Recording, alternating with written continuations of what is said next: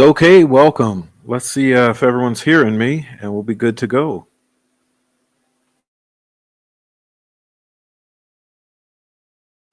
All right, that looks good. Apologize. I'm trying to get.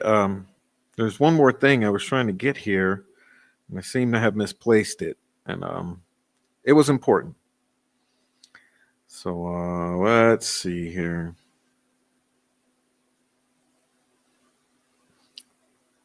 All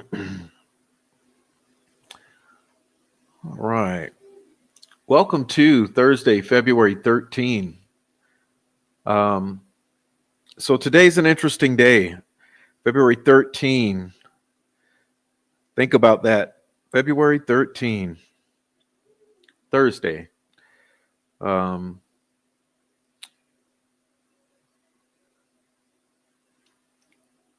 I'm working on a little special something for tomorrow. Um, but I would consider today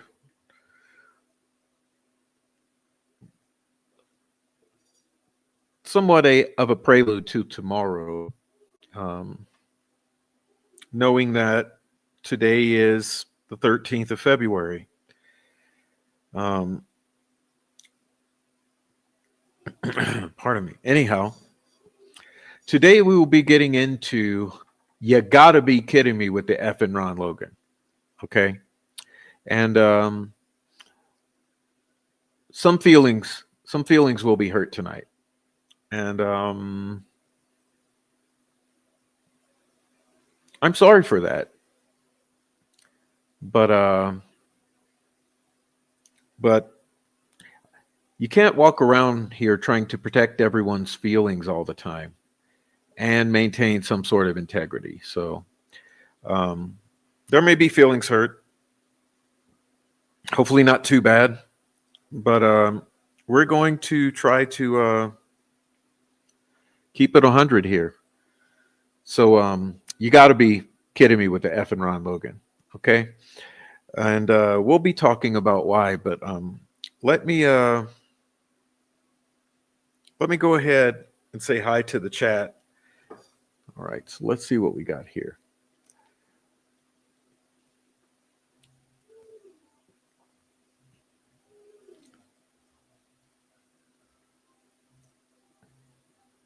All right. We're getting there. We got Teresa. Okay. Welcome, Teresa. Welcome, Tammy Martin. Tony Hunt. Welcome, Tony. Fur Baby Daddy. Mark Ellis. KLL. The Court of Public Opinion. Oleg Cat. 26 Dead Zombies, dude. Heather Brown. Amy. And Pam Sheehan. All right. Welcome, everyone. We also got Dawn Steele, Icy Cat, Scales of Injustice, um, Lowered Customs, Don McKenzie,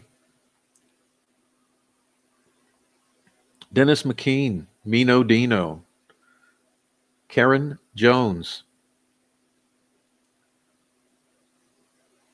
Miss John Snow, Mom Hates Ad,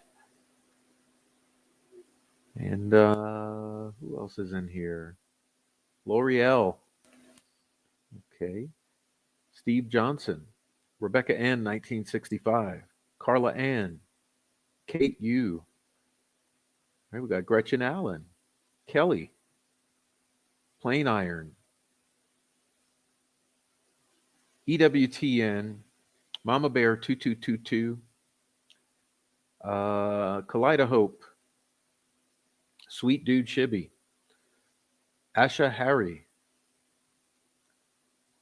All right, trying to catch everyone before we get into it here. Did I say Carla Ann yet? I think I did. Okay, Mar R. Um, why are you saying no sound, Icy Cat? Um,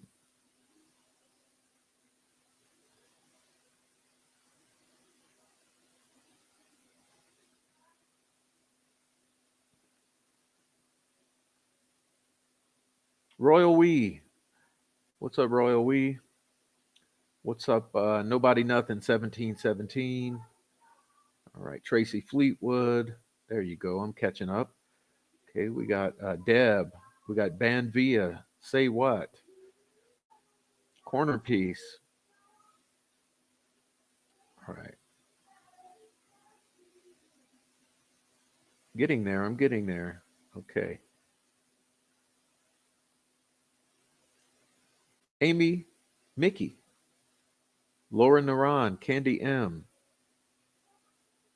All right. V, Peaches 81. DB Copper or Cooper. I don't know what we are tonight, but no, I'm just going to immediately ban you. How about that? I'll immediately ban you. Okay, Gene Jackson, Tammy McRae. All right. Trial Junkie, Peaches 81. Did I say hi yet? Okay. Possum Friend, Rhonda Holton. All right. Five Green Acres. Elizabeth Jones.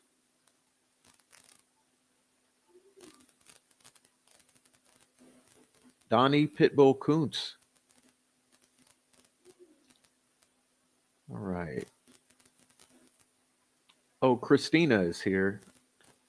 And who else? We got Valerie Nicolas. Okay. Keep it simple. Jenny 33. Who's your daddy 11? Okay, so welcome everyone. Looks like we got some unfamiliar names in here. So welcome to you and glad that you've made it. Love B Money 68. What's up to you? And everyone who's come in, welcome to you. And everyone in the Lurker crew, feel free to join. But bottom line, if you're here to fuck around, I'll just go ahead and do you a favor, get rid of you before we aggravate each other. So that's how we'll work here. So I'm glad to see everyone. And boy, there's just so much. My brain is just not in the focused place that I like it to be when I start a show. It's kind of odd. Normally, I'm pretty clear on where I am, but honestly feeling a little scattered in my thoughts. Just because I've been pretty busy, I guess. I guess that's the excuse I'll use. Been pretty busy today, had a lot to do to rush here, get here in time enough. But I would encourage all of you who are just lurking to join the chat for the most part. But there are some things, okay? And the thing is that I don't deal well with gaslighting, taunting, mocking, playing stupid, and all of the middle school games that happen. So when I see the middle school behavior, I'm just going to cut that shit short and save us all a lot of heartache because it does happen. And we're not trying to really go there. And although I do encourage free speech to the greatest extent possible, not when it comes to distracting others, arguing the points that I am making, and generally being a dick in the chat. It's not a good idea because if I'm here trying to convey a clear line of thought and you are causing distractions, it's not beneficial to anyone. There's a time for debate, and then there's a time to just allow the points to be made. And anyhow, welcome in Tracy Thornton, passenger 33. Thanks Mino Dino for the for chocolate. Maybe I should go get a piece. I should put you on pause for 2 seconds and let me go run in the kitchen and grab some chocolate. Probably will do that. Joanne Laverne, welcome. Okay. And no, but here's the deal. I really do take offense at anyone trying to convince me of anything that I know is just I'll never agree with, and it's pretty illogical, and it feels like it's insulting and gaslighting. So in that way, I'll just start off with saying, like, obviously, I think my position is pretty clear. I've titled the show "You Got to Be Kidding Me" with the Effin Ron Logan, and there's reasons for that. And so tonight, in honor of the anniversary, day one of the anniversary of Abby and Libby, um, I will be trying to convey to you some of the reasons that I think you got to be kidding me with the F and Ron Logan. And hopefully everyone can agree with that. And trust me, some of you will not like my ideas. Some of you will not like some of what will be said, but that's fine. That's fine. Hey, look, I guess let me back it up this way. It's been a long journey. Okay. For instance, I've been here on this YouTube platform for 2 years, and doing a lot of shows. Okay, doing a lot of shows, hours and hours and hours. Um, and it's pretty fucking insulting. It's honestly, it's as if people don't have long-term recall of all the events that have transpired. Okay, and so tonight, what we're going to do is we're going to take a trip down memory lane, try to contextualize some things, and try to really wrap the mind around how is it that people can be so quick to forget things of importance, and so quickly just turn with the tides. Shit, it's only months ago that the entire contingent arguing the innocence of Richard Allen was dead set on the guilt of a party of people mentioned in the Franks memorandum. And how fickle are we that we just change with the wind, and now that means nothing.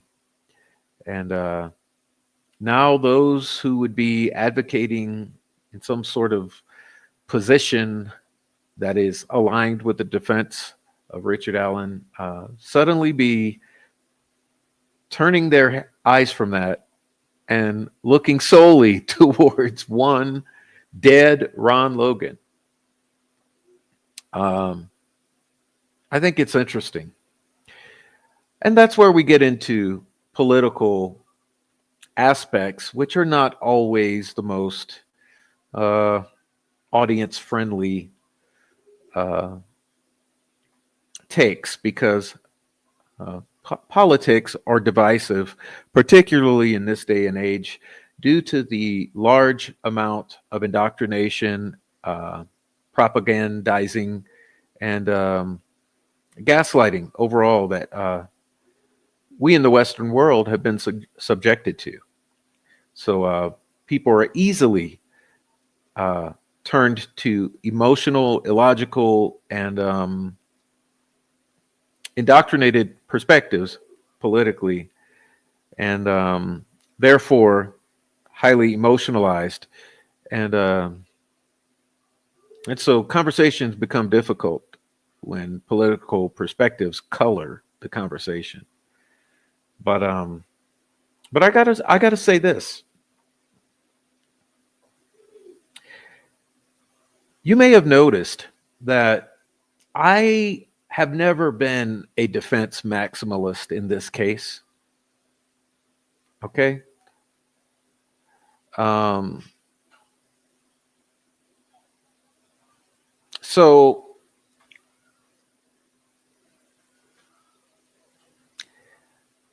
I think there we start a very difficult position, because I find myself in a very difficult position. I'm sort of a centrist in all ways. Um, I really don't mind standing on the top of the fence post and looking left and looking right, looking straight ahead, and maintaining a sort of balance, even if it's on one foot. Um, I've rather always enjoyed doing that. Since childhood, it was sort of of a survival technique for me, and so I'm pretty sure you've observed that it's very rare that you'd ever heard would ever hear me say, "Richard Allen is innocent," as if my life depended on it. Because not only do I have no way of knowing such a thing, but I'm not even that confident of such a thing, um, based on how difficult this entire discussion has been. So you may have noticed that my focus tends to center on the injustice that has occurred, um, in the system, which is my sole concern, and what has caused me to align somewhat with the defense here, historically in this past couple years. Because looking at this case, observing it from a neutral standpoint, I was most taken aback by the injustices that I perceived in this process. And so for 2 years now, I've stood here or sat here and argued for justice in the process. Um,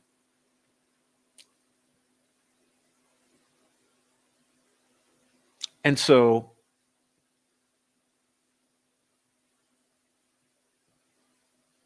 it's why I don't mind being critical of the uh, prosecution, the court, or the defense. It's why I don't bend over backwards to scream and yell at you that Richard Allen is innocent. Because, hell, how in the hell would I know? Um, but what I can scream about, and what is very obvious, is that there is clear bias, there's clear malfeasance and bad faith, and a clear railroading.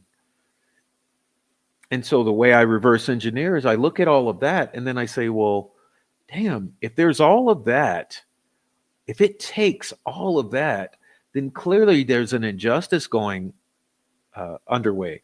Because when you're having to use the entire power of the state against one man so brazenly railroaded, um, it's just obvious. And so my whole mission here has been to highlight that injustice, uh, to shed a light on the obvious corruption that's going on in this entire fiasco. Um,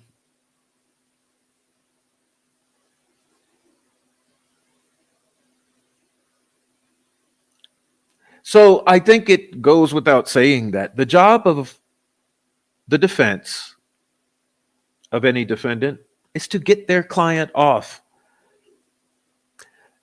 It's not the job of the defense to prove the truth about a particular case or any aspect. Their sole job is vigorously defending their client at all cost. And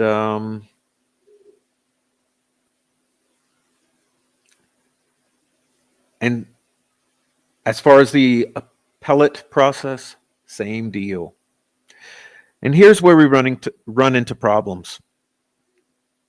because this is where I take a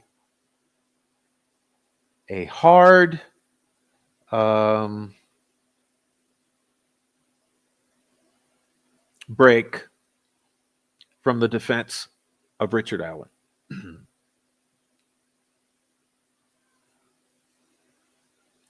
Sort of a hard fork, so to speak, um, because it is not my objective to get Richard Allen off.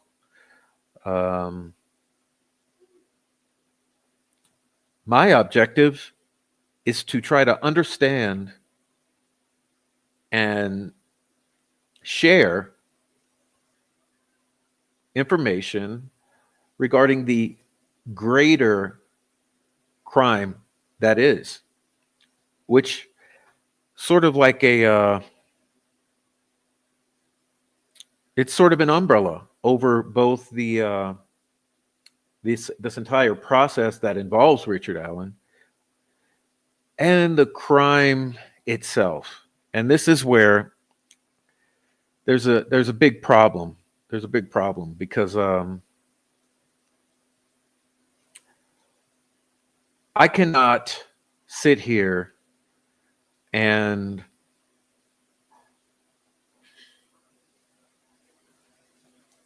allow myself to be dragged along in some sort of argument that I just feel not to be true and to have zero credibility. And and this is why I say you got to be kidding me with the Effin Ron Logan, because the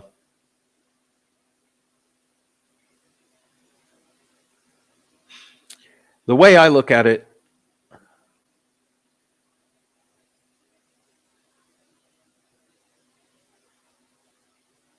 attempting to cast this crime as the result of one like Ron Logan is no different than attempting to portray this crime as being committed by one Richard Allen. There's absolutely no difference whatsoever. Um,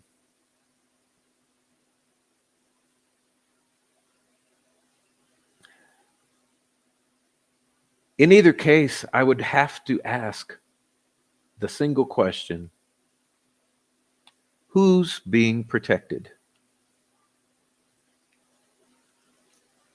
Because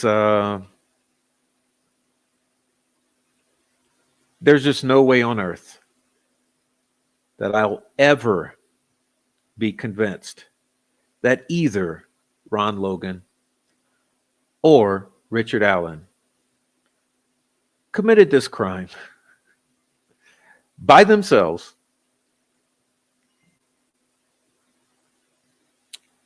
with without any assistance.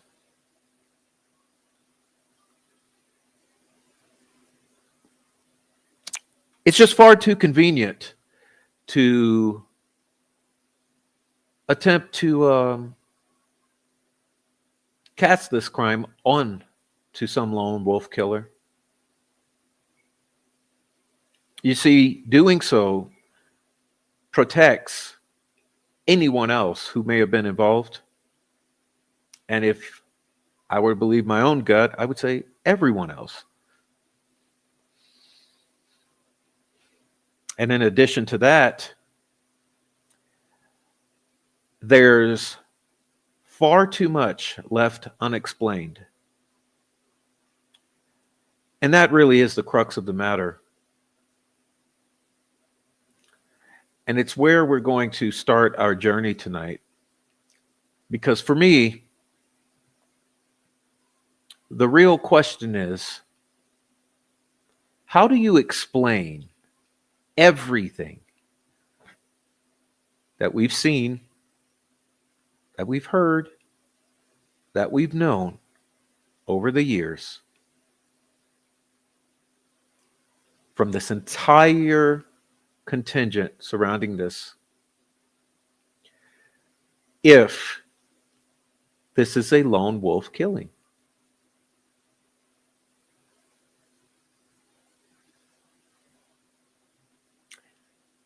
And in my opinion,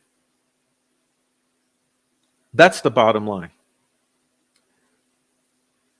It's the bottom line that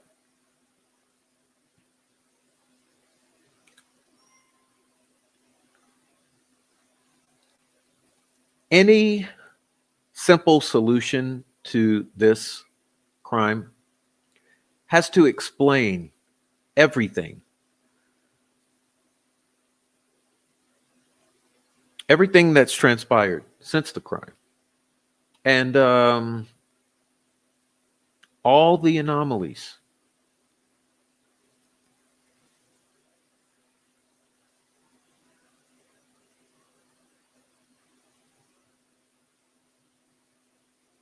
All of the contradictions, coincidences, odd behaviors, lies, obfuscation, inconsistencies.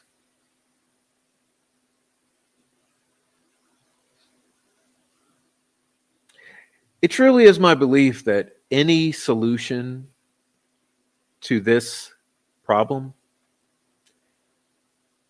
would immediately explain all of that. And the problem here is that Richard Allen, Ron Logan, it doesn't explain all of that. And so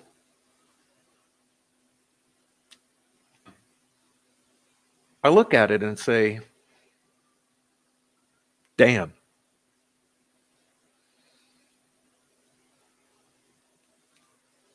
But I don't think I'm alone. I don't. Do you really think that Andy Baldwin sitting in his office tonight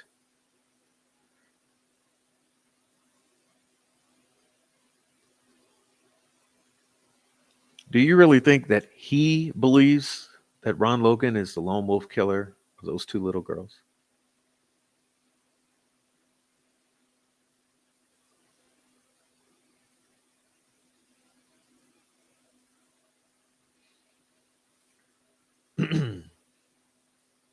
So, um, I've said so many times that I really do think the defense fucked up real bad. And I've also said that Frank's memorandum was a tip of an iceberg. Understand that that tip of the iceberg is not even the apex of the pyramid, because this discovery was tampered with. Evidence was destroyed, hidden, altered.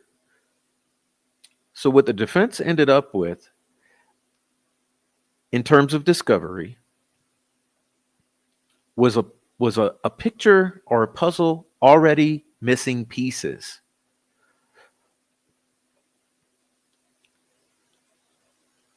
So as the attorneys had to look at this, realizing that a tenth of the puzzle was missing, they were left with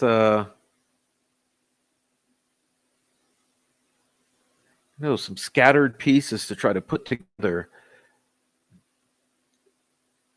which became the Frank's memorandum, which is just barely the tip of an iceberg that's incomplete, a picture that's incomplete due to the pieces of the puzzle that are missing. And hey, think about it. If you had searchers police officers, and family members destroying evidence even before the bodies were found?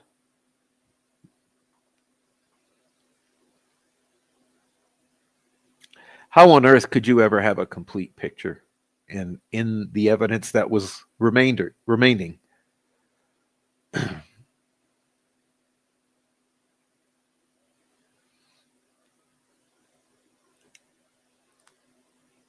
So hey,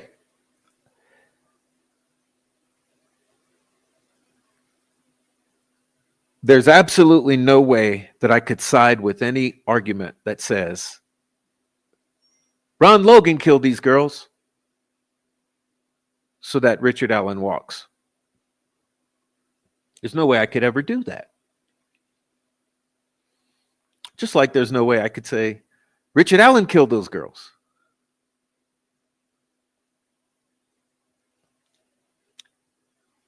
The fact is, there's no proof of any of it.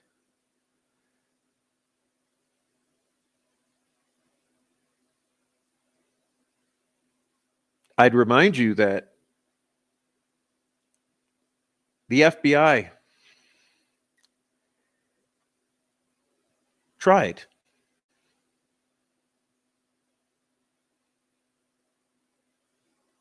Couldn't do it. State of Indiana has tried to prove it's Richard Allen. Couldn't do it. Just because they convinced a jury doesn't mean that they convinced the world.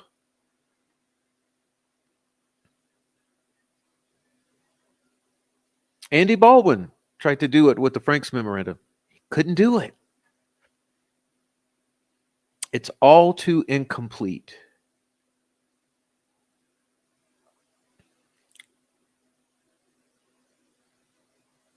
But like I said, I truly do believe that any solution to this problem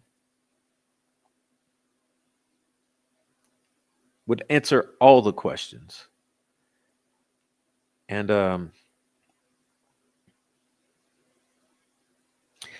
so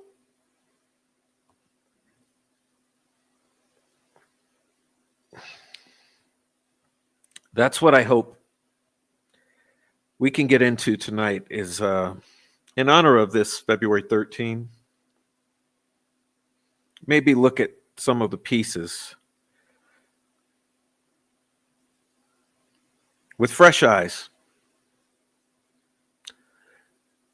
Now, some of these you've seen before, and that's fine. Never hurts to go back and review. Um, let's see what I want to do here. I'm looking for this. Okay.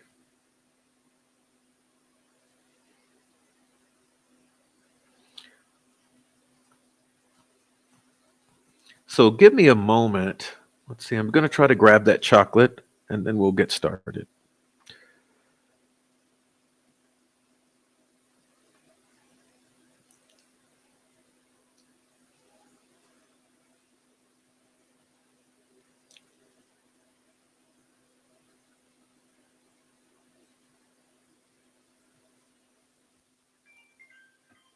Whoops. Sorry about that. I should mute the phone. There we go.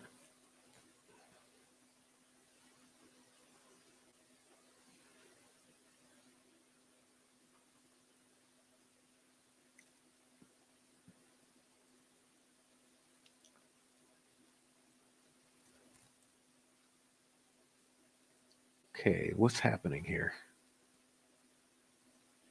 There we go.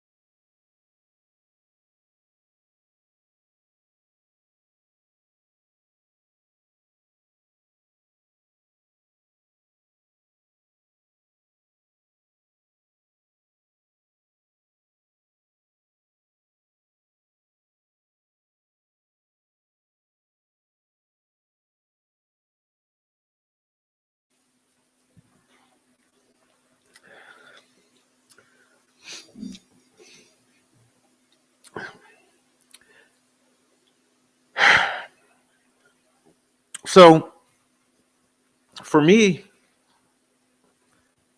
the first thing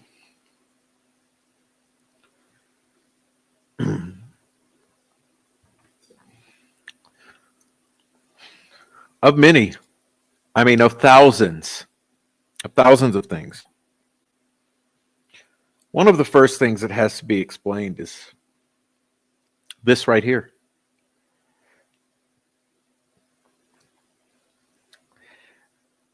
And look, I'm not doing a deep dive on any of these. We're going to go quickly. Um, we've done deep dives before.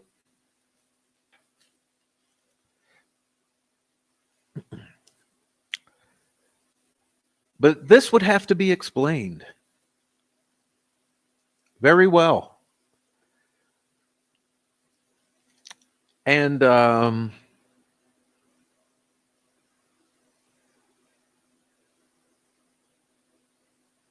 unfortunately,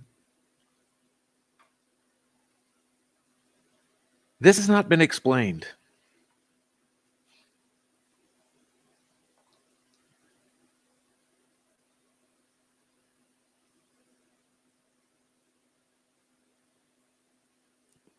How do you account for this? Ron Logan is a lone wolf killer of these girls.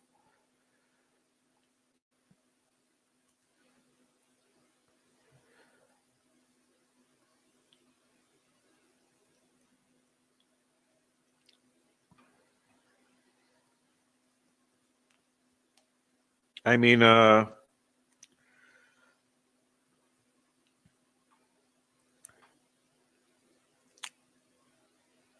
remember that in the testimony regarding this image,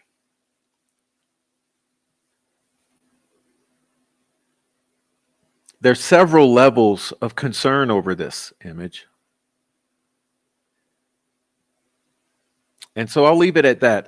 There's always time to deep dive this, but when our analysis looked at it, they say, Prof, the shadows are wrong.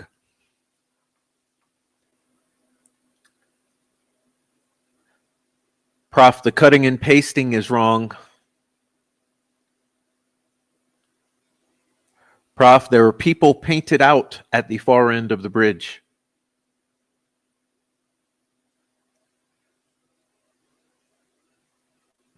And we even had ISP themselves say it's not on the victim's phone.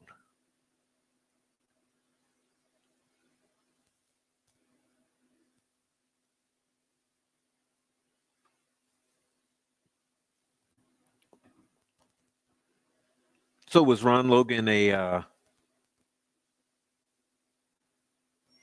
Photoshop expert and an expert in hacking cell phones?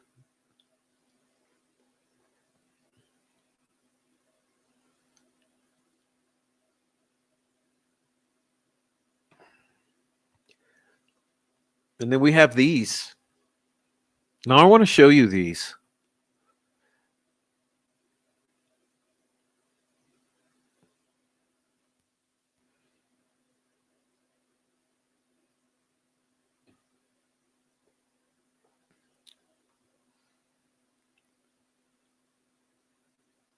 Now I'm not really going to argue any. Tonight is not a case of a deep dive in arguing details of all of these. I'm just going to, we're just painting, we're illustrating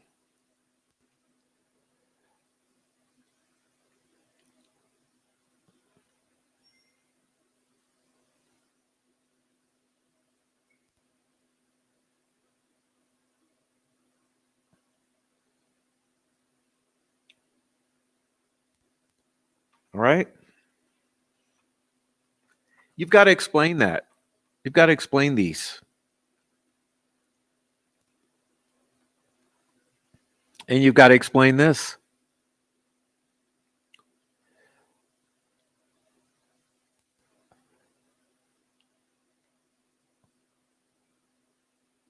How do you explain this?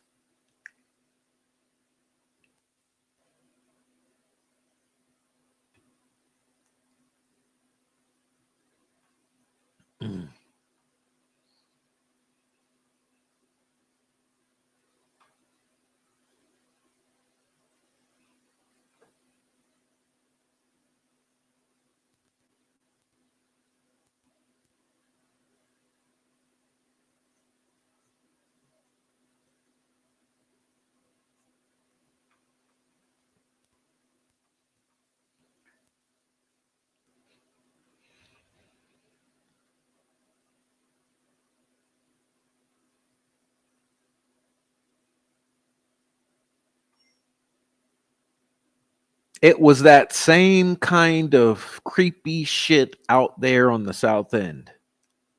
Seriously?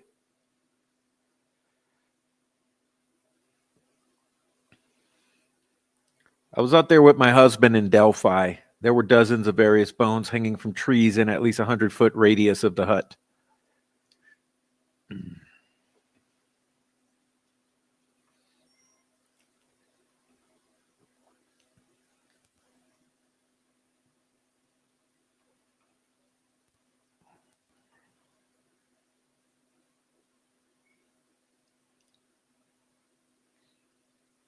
Like I said, it's no deep dive. We've done those before.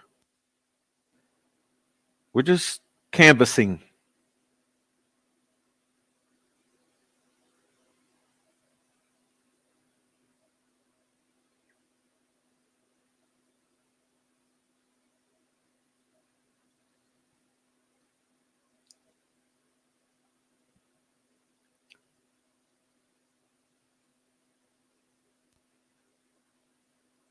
And why would Ron Logan do this?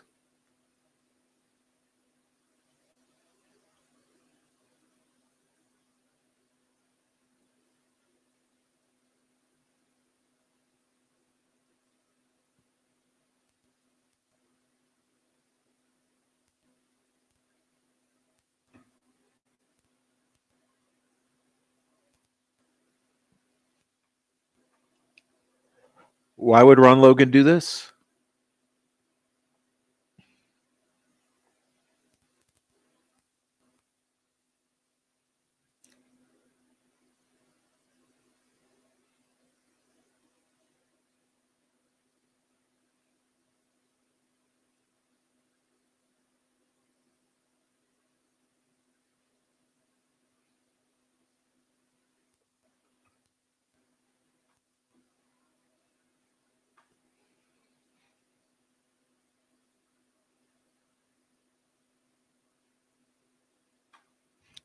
Hmm.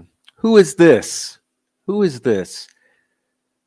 Where is everyone searching right now? I have people to come help search with me.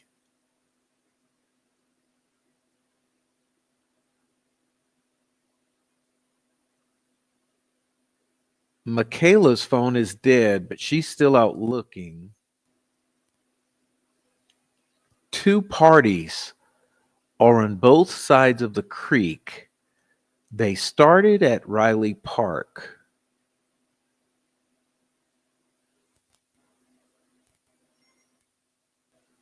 Huh.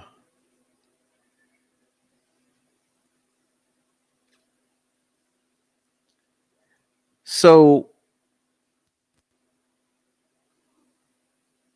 this would be the girl who heard the blood curdling horror screams at 2 a.m.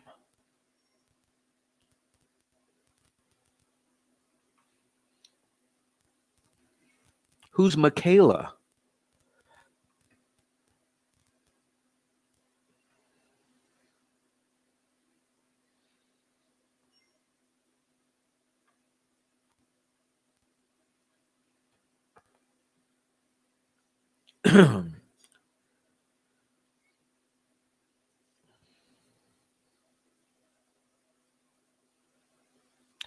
Before we do this, question.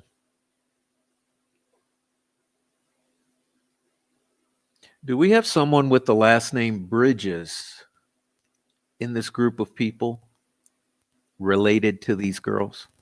Bridges. Jeff Bridges is a slacker and bowler.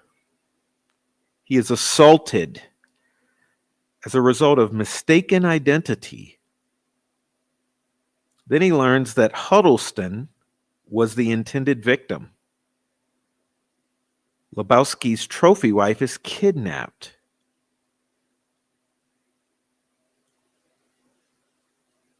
Lebowski commissions the dude to deliver a ransom to secure her release.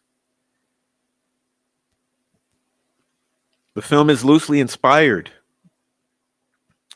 by Raymond Chandler. Cohen stated, "We wanted to do a Chandler kind of story, how it moves episodically and deals with the characters trying to unravel a mystery, as well as having a hopelessly complex plot that's ultimately unimportant."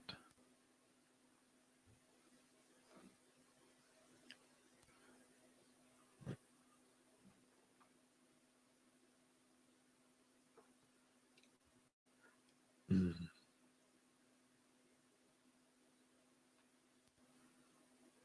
Thank you, Ninja, Warrior, Assassin, David Rogers, and Oklahoma Nana.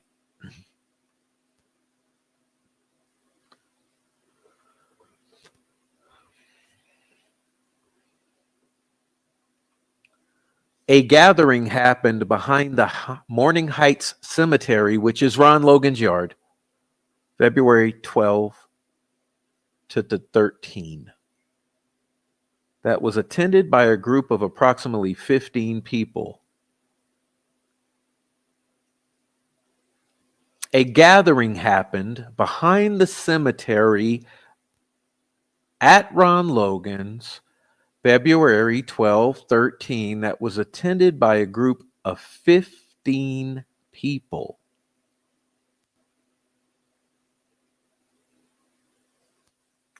Hmm.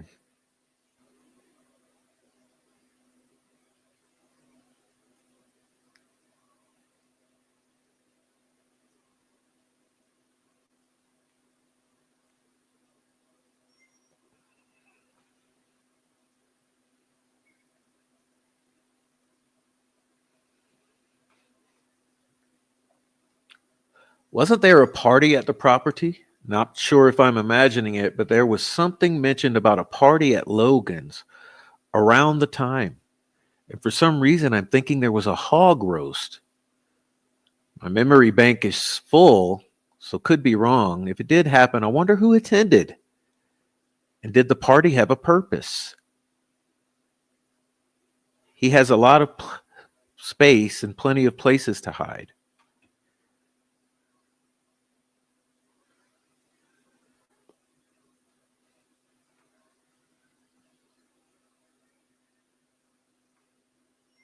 Can you imagine these poor girls having their typical teeny bopper type crushes and even fighting over a catfish pedo fake law enforcement officer profile?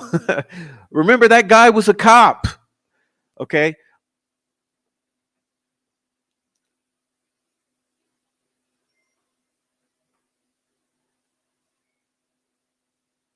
Anthony Schatz was a cop.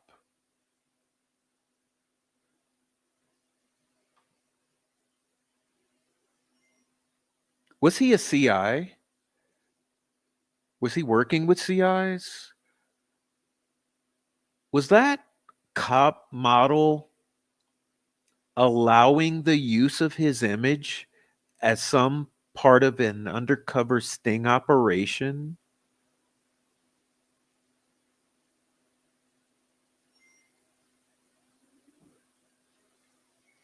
Did you hear my question? Was that model allowing the use of his image as part of an undercover operation? Because if you believe anything that anyone has said since February 12th, 2017, you need to seek psychological help.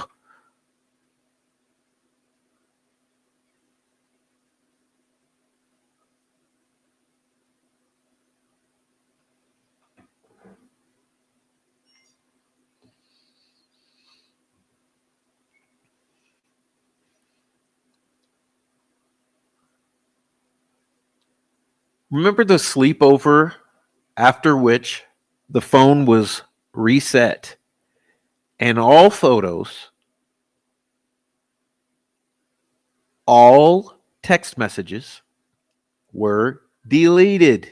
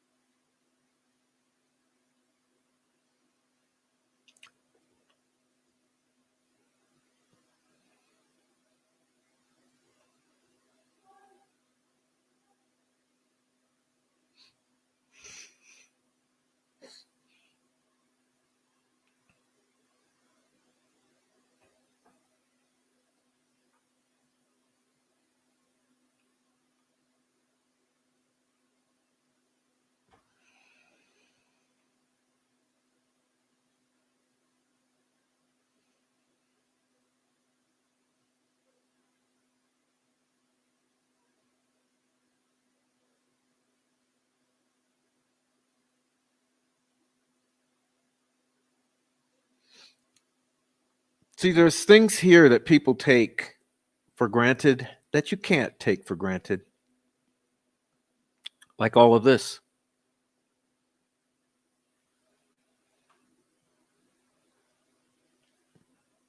There were Musically videos uploaded,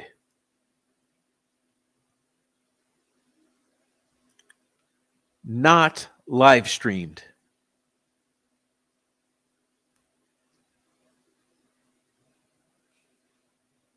So let's see. The phone is wiped. They make new videos.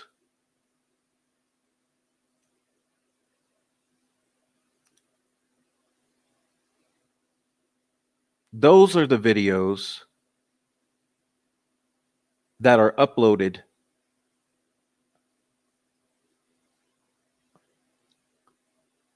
We don't know that the girls woke up.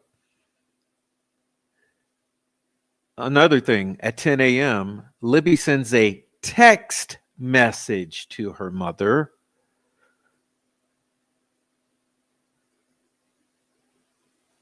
So you see how has been all of this has been told and ingrained into the public consciousness for 7 years as if it's reality.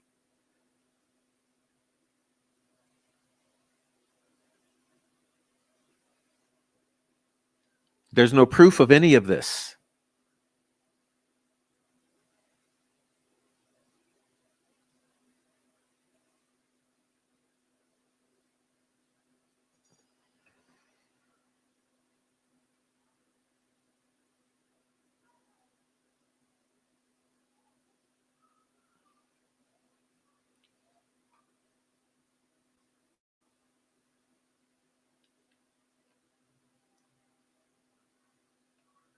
This is another version of it.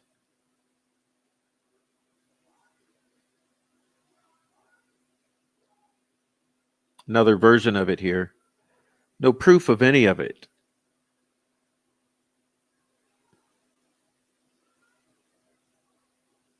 An actually funny thing is at trial, This story changed. I'm sure most of you know that by now. We've talked about it. At trial, this story changed.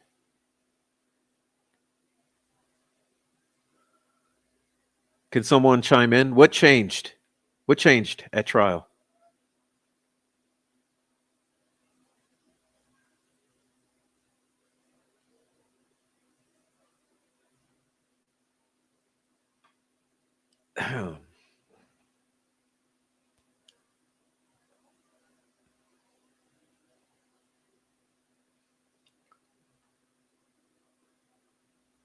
Once again,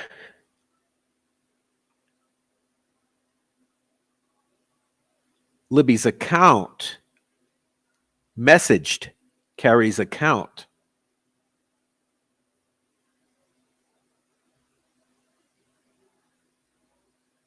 Everything else, no proof of it. No proof of any of it. It's all a story. This has all been a story ingrained into your minds for 7 years.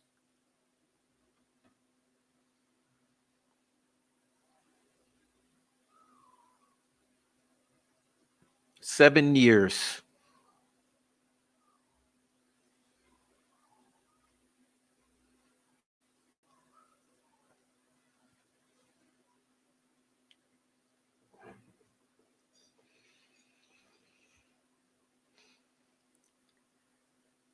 More of the narrative, more of it. Remember, this is all a story. 7 years of a story being ingrained into your minds.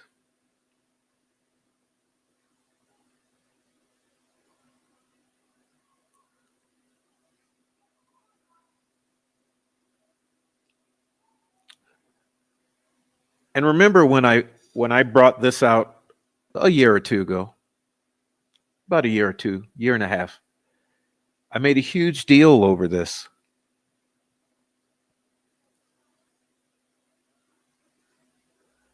I made a huge deal over this in my very first, I don't know, 30 shows.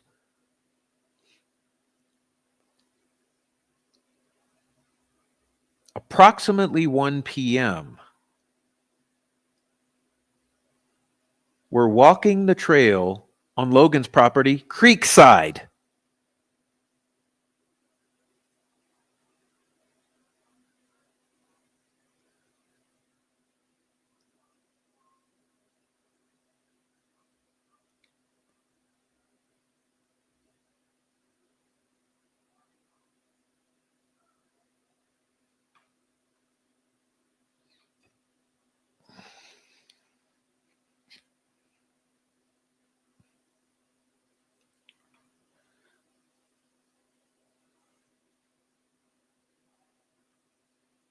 Now rectify that with this.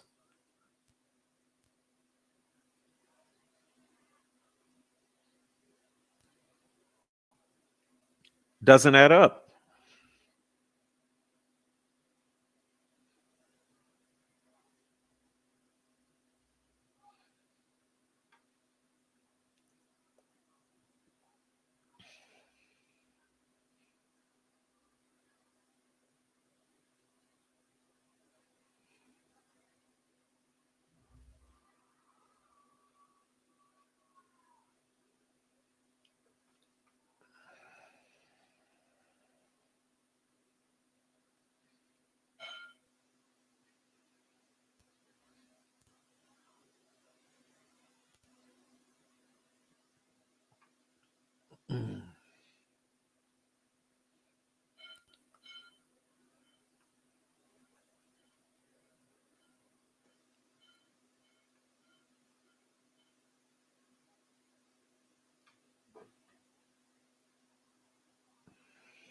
Once again, this changed. Why did it change? Why? Okay, let me take a break from this. Here's my point so that I can keep us on track of why in the hell are we looking at this stuff. You got to be kidding me with the Effin Ron Logan. So why are we looking at this?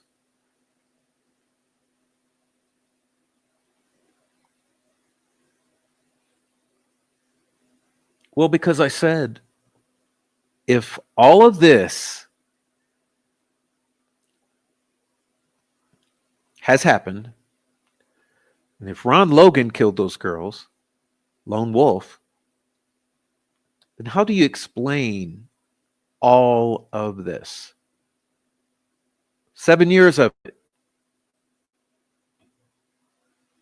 How do you explain the stories changing at trial? How do you explain all of the witnesses lying?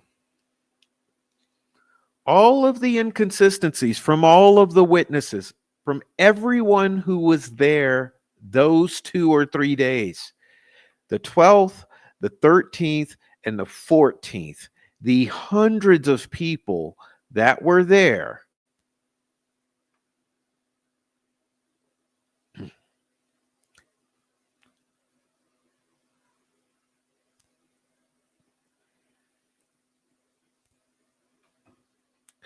Because this has to be explained by that. So, whatever the solution to this crime is, it has to explain all of this.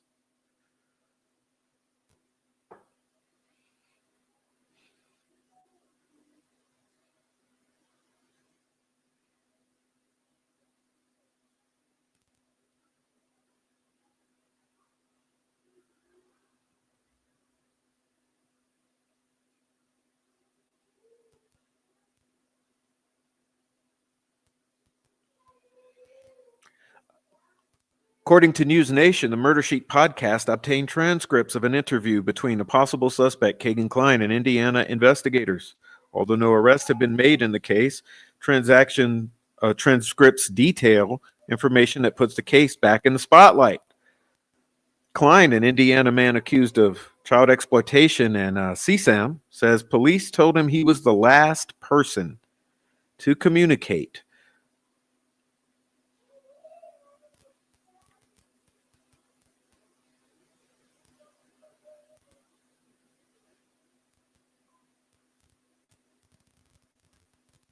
Anthony Schatz.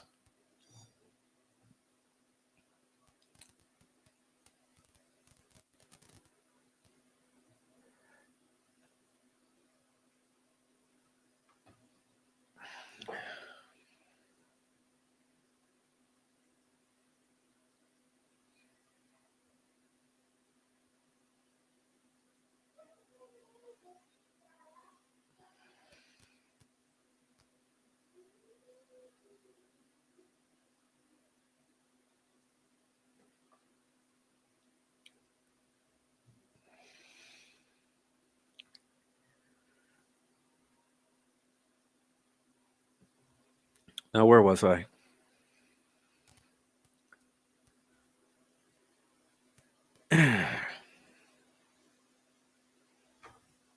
So let's put this into perspective. Someone was logging in and out of two separate devices with the Anthony underscore Shots account.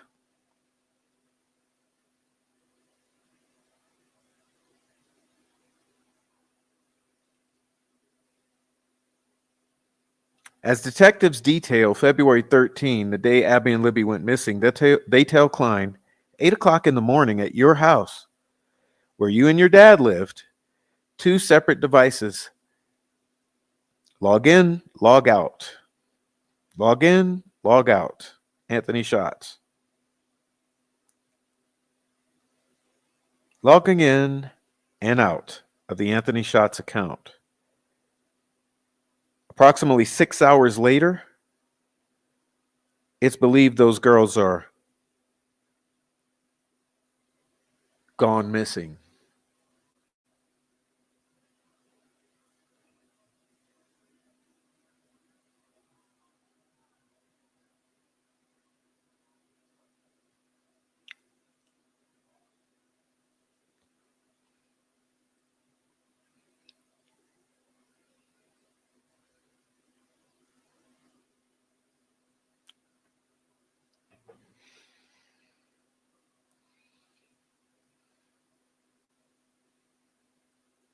I find it very hard to believe that the last communication Libby had was at 8 a.m. when they decided to go to the bridge. I'm sure there was some communication with friends and such. Hmm. I wonder if the cops meant 8 a.m. Instagram message was the last time Anthony Shots communicated. These are young girls with a significant social network. Boys and girls. They constantly message.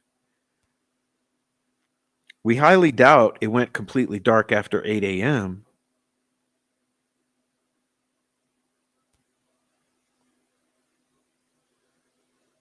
So, what was going on the morning of the 13th?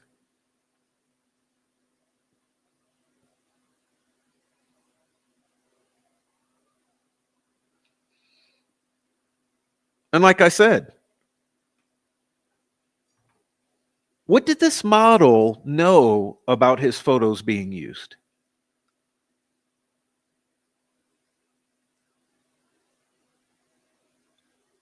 Well, he went on to become a police officer.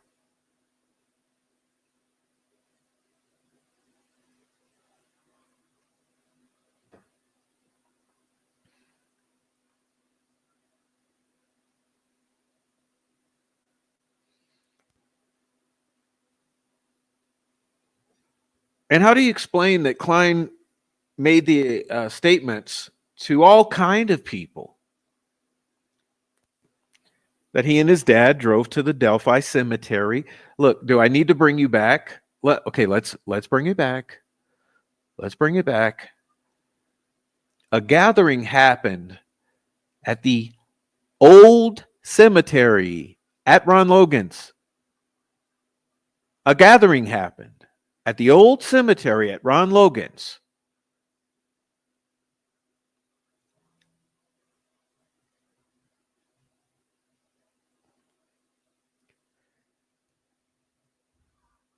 He and his dad drove to the old cemetery on the 13th at Ron Logan's at Grissom Air Force Base.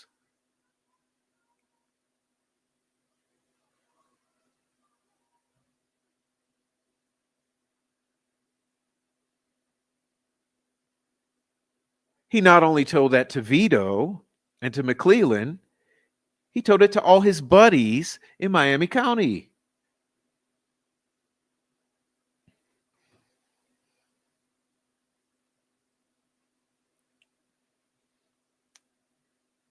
Then there were the searches, the Google searches. Remember Klein's Google searches?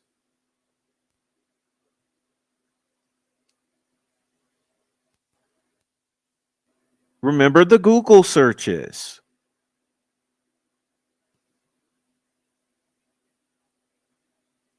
Marathon gas station. How long does DNA last on a body?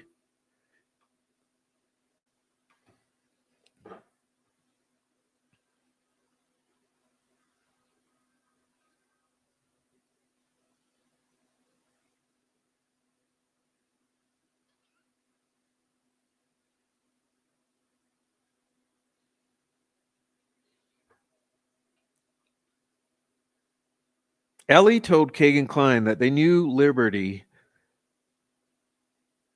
was enamored with Anthony Shots.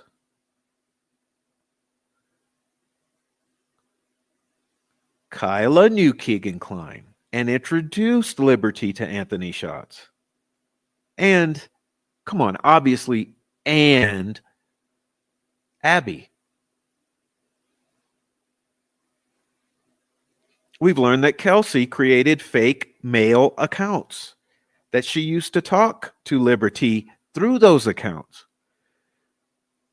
We're assuming Bree was involved since they're best friends forever, just like Cheyenne.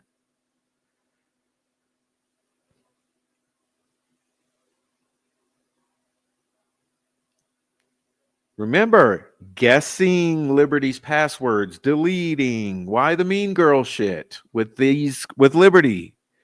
And had it spread to Abby? Kelsey wouldn't confirm it was Bree, but now we know it was.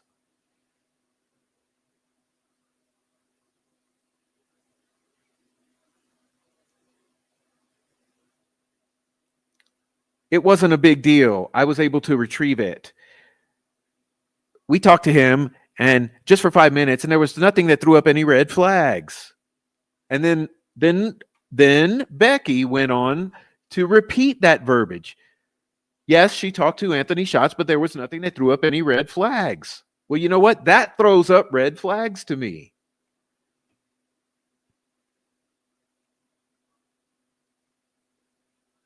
So many girls, all the same age, all dolled up, beautiful girls, gorgeous girls, makeup, cheerleaders. Then after the murders, they're all dressing like slobs. Half of them turn gay.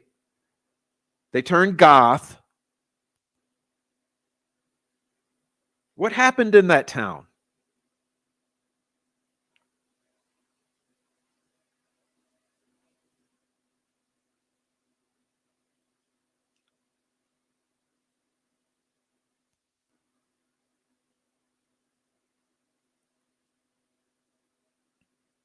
But look at the network here.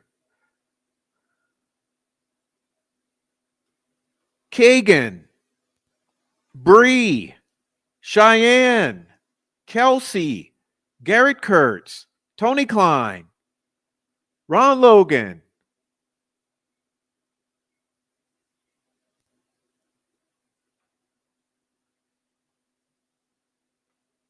Michaela Babcock, Taya Miller. Oh, Kyle Smith, Cody Patty.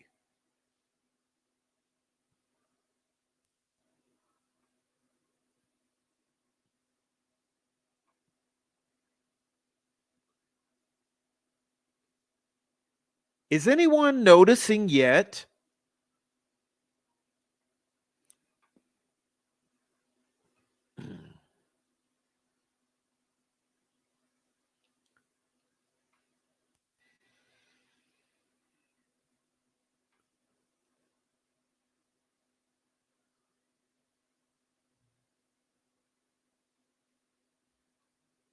Michaela, Kelsey, Kyle, Taya, Cheyenne, Bree, Kyle, Austin Popejoy, Kagan Klein,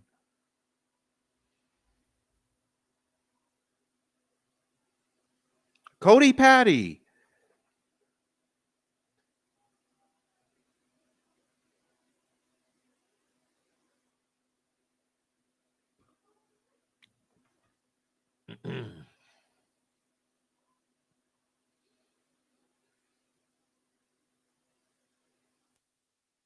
Jimmy Snowberger.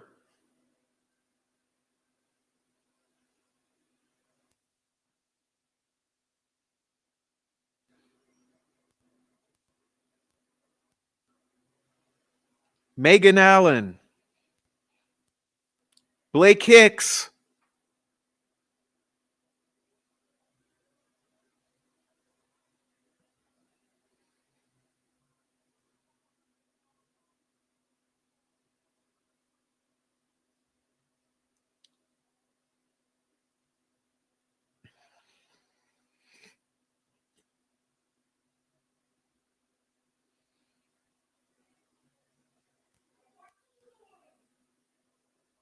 Dale, Jessica, Harley, Michaela, Austin Popejoy, all friends of Garrett Kurtz, friends of Tony Klein, friends of Ron Logan.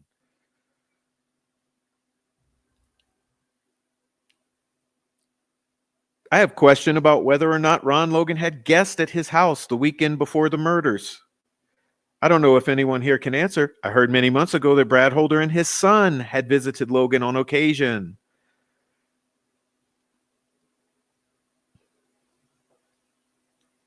Heard that Brad Holder was at Ron's that weekend.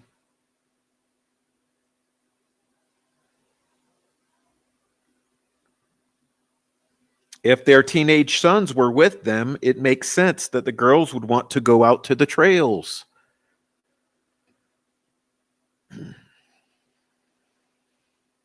Once again,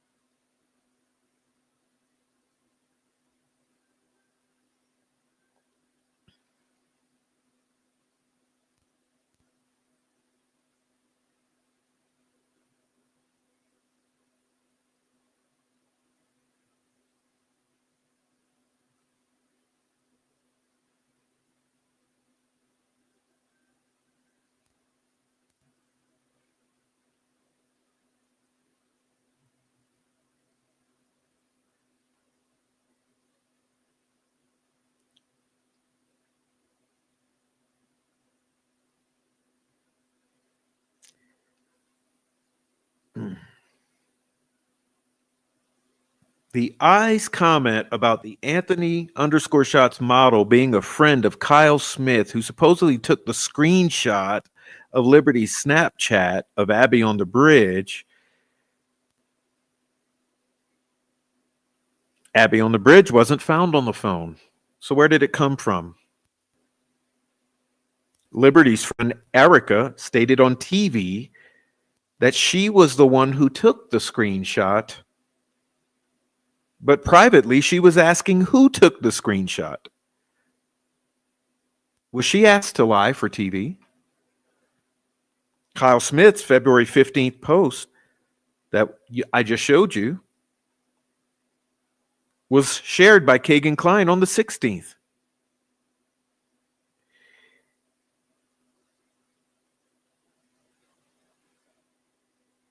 Kagan, Kelsey, Cheyenne, Bree Wilbur, Michaela, Kyle, Cheryl, all connected to the Anthony Shots account. Note that the Abby on the bridge photo is fabricated. And the empty bridge could be from Cheyenne. Kyle made the post when he was with Cody, Michaela, and JW. Who's JW? I can't even remember. Jerome, maybe? I don't know.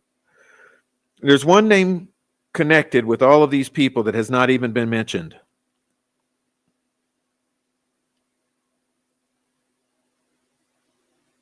Someone who found a phone?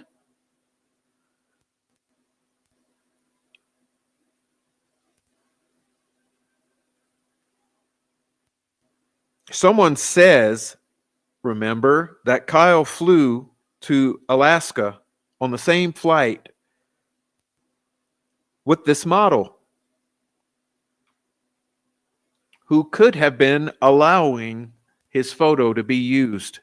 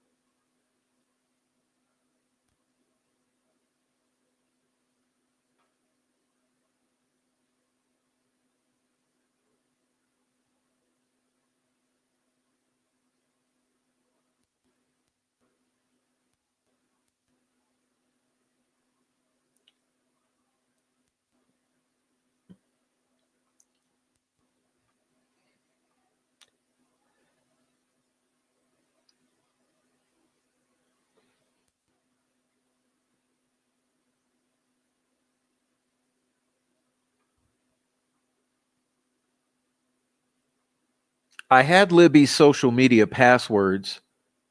I had Libby's social media passwords.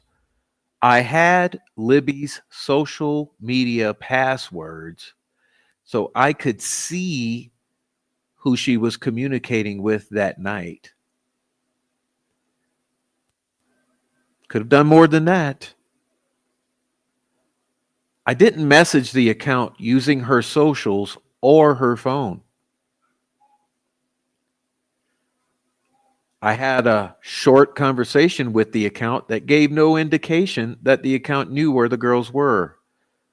So I stopped communicating with it and didn't think of the conversation again until recently. And you said, threw up no red flags. I wish.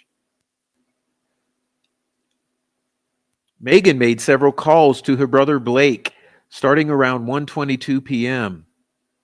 and continuing until 2:48 on the 13th. She also made a call to her mother at the 2 a.m. hour on the 13th. She told Tina, her mother, that these calls were all made from the bridge. She was trying to get out of there. She said she was being raped. She said she stabbed someone in the neck, Abby, while looking at her in the eyes to see what it would feel like, according to her mother. When Megan returned to the house, oddly enough, on the 15th, after the smoke cleared, the dust settled, she had been beaten and essayed to a degree that she could barely walk. She also had rashes all over her body from the amount of methamphetamine that she had smoked coming out of her skin. She told Tina she wanted to see what it was like to stab someone. It told her the details of where she had been, that she'd been at the bridge.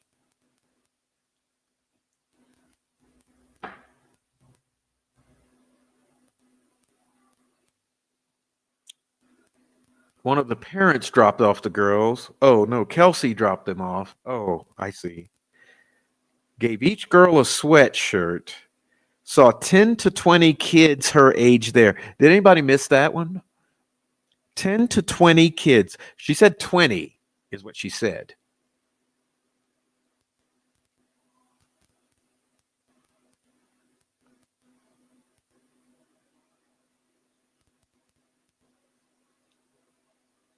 One other vehicle there.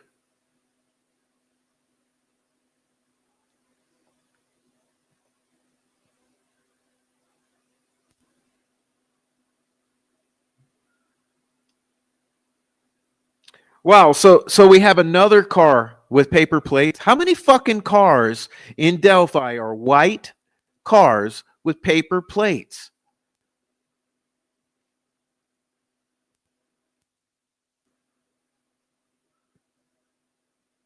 Have you realized yet that Cheyenne's car was a car that very easily could have been mistaken for a purple PT Cruiser? Who knows that in the chat? Raise your hands.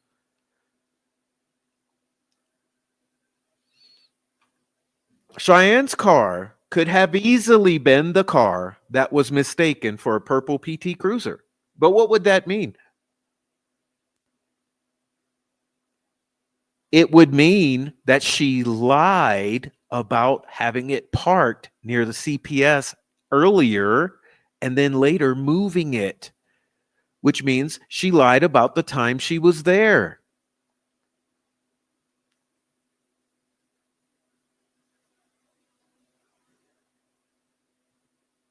How many of these witnesses have lied or fudged the timeline to make sure that they're not there in between 1:30 and 2:30?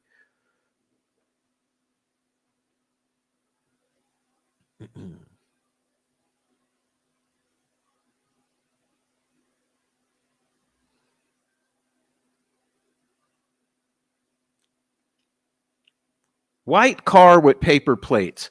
Do you guys remember what Tina Rodell said about the car she witnessed them picking Megan up in? Somebody put it in the chat.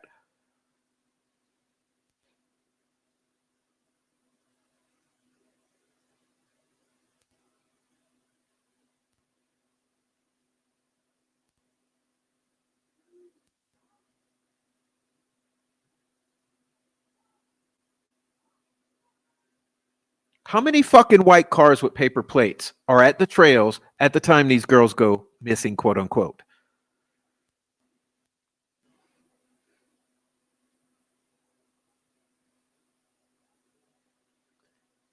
Michelle Wise saw. A white vehicle with paper plates.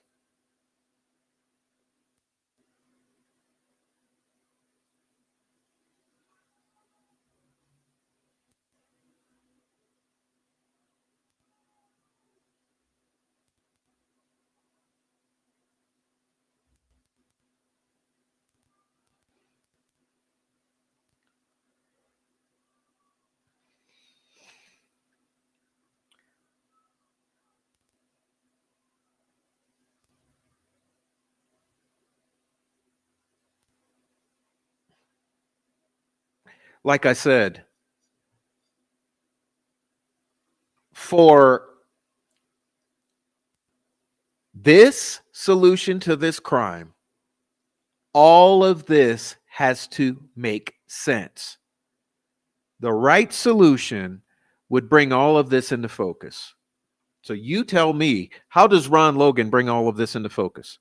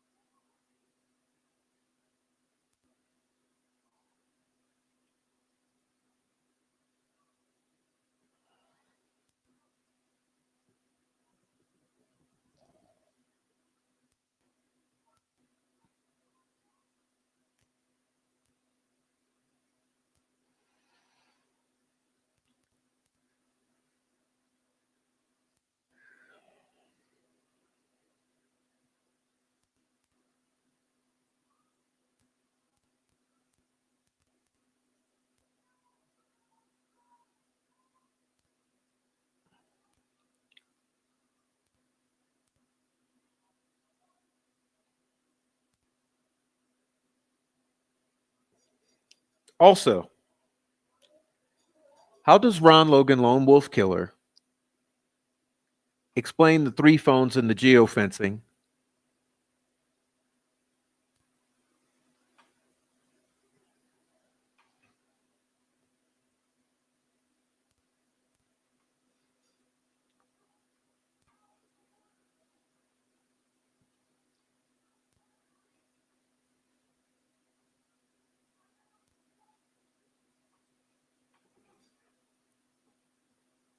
"5:49 p.m."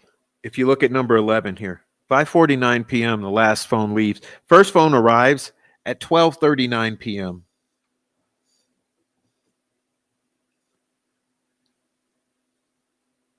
Yeah, you know, another thing we forgot. There's the DNA of a state trooper. Who's a state trooper?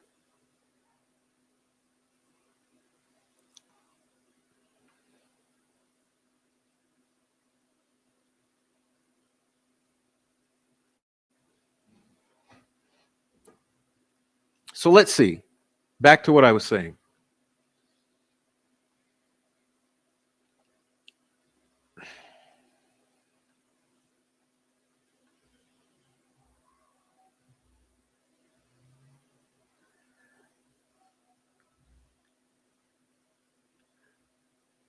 Stacey Eldridge says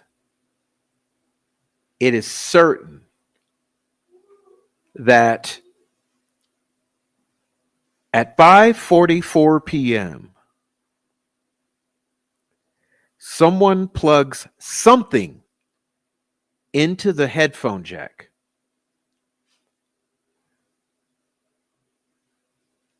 Now just hang with me here. Hang with me here.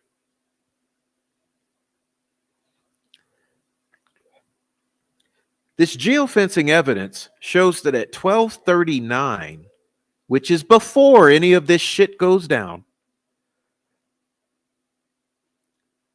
first phone arrives at the geofencing area near the crime scene.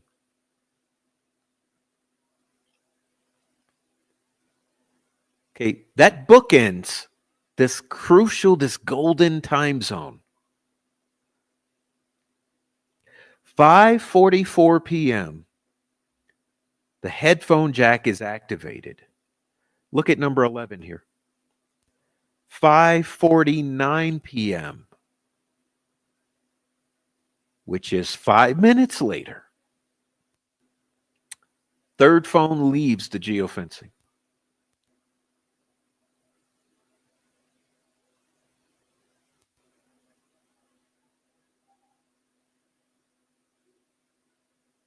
I mean, just think about space and time and location.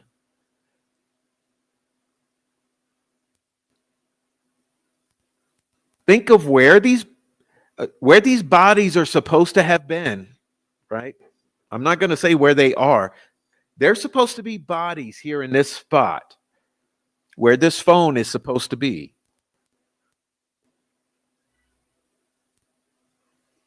The headphone jack is activated. 5 minutes later, the last of the three phones that had been around that zone leave the zone.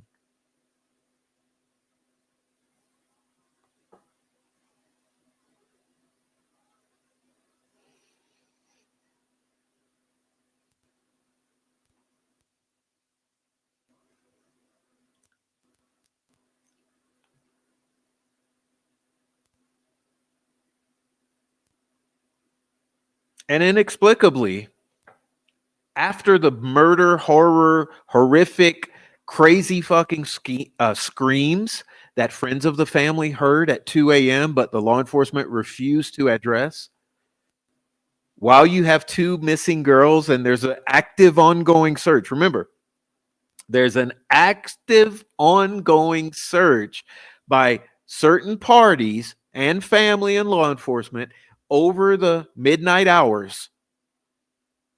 There's blood curdling screams. And some of those who are out there searching call in and say, there's blood curdling screams. Oh, well, officers are too busy to come address that. But then magically, 2 hours later, the phone just lights up again.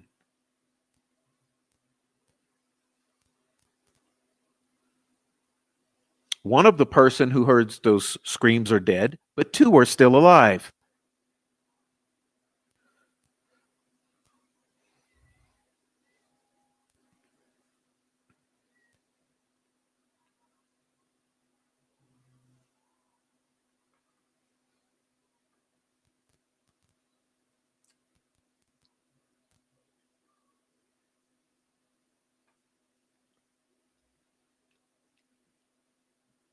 Then you got this stuff.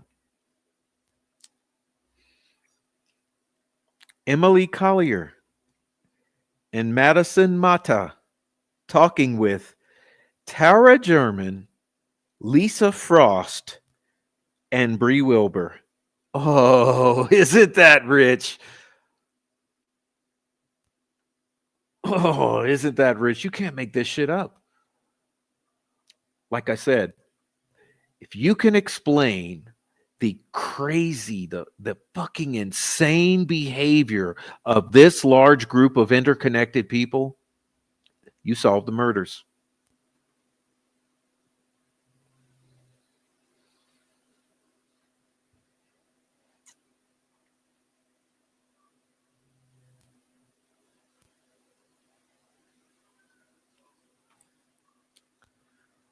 I'm kind of freaking out.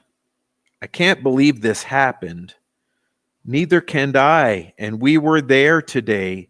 They were there when we were playing basketball.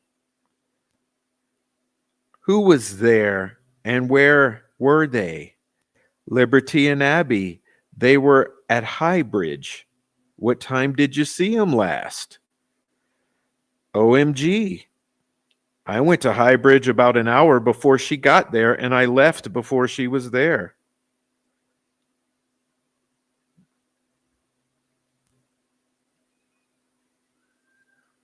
Herrera, Collier, and Mata all identify as either gay or bi.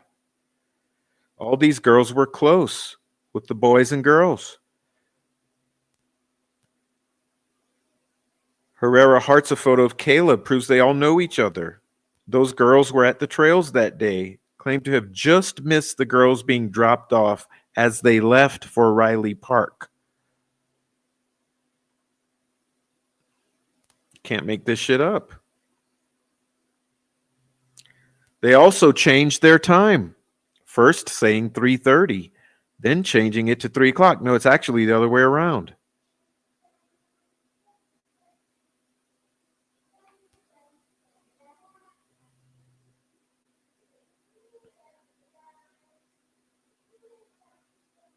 They were at the trails that day. They were friends of Libby.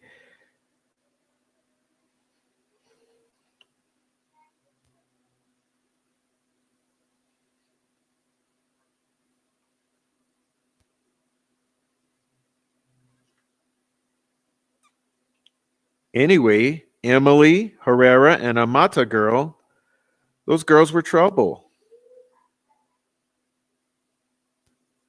Tough girls.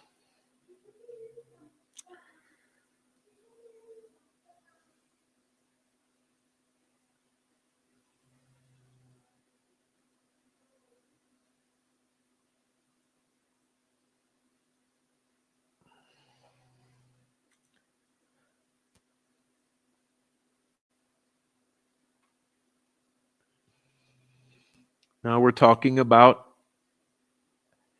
Eric Williams.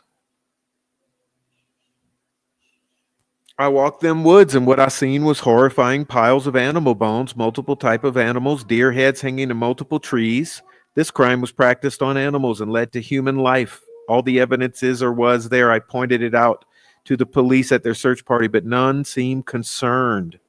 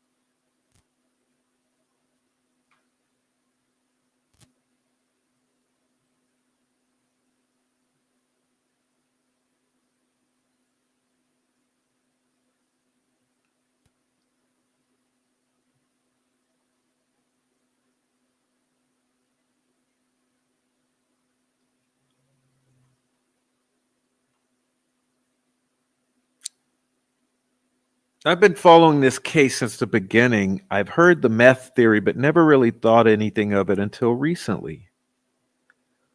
What if Derek German was a snitch? What if he snitched on Gabe Ellis or one of his friends? We all know that Gabe Ellis, Keegan Callis, Megan Allen, Tyler French were all up in the area the days leading up to the murders. What if they killed Libby to punish Derek for being an informant or snitch? Was BG Gabe Ellis? Was the second sketch Tyler French? Is that what threw everyone off? It's rumored that Ellis and French had a relationship with Ron Logan and had used his property to cook meth.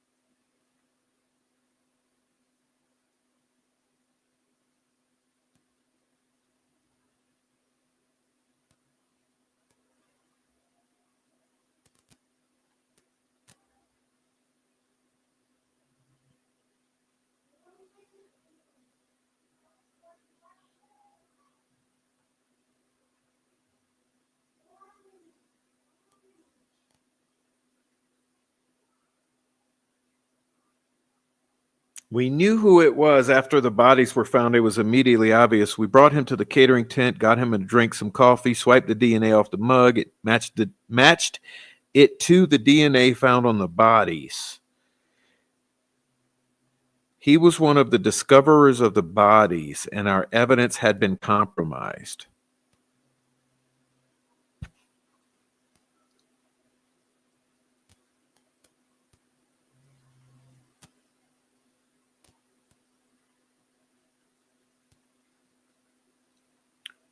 Police messed up the investigation. The murderer was walking around with the search party looking for the girls. The police know this, but they can't use it as evidence.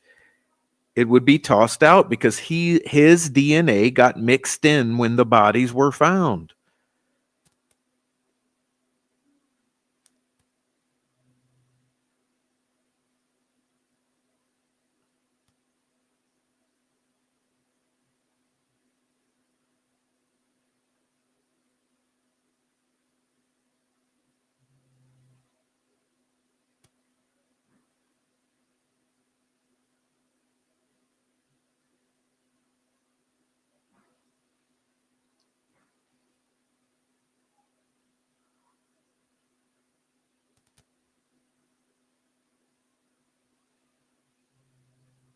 I saw somewhere they were found in a cabin, but not sure. One girl was found near a cave.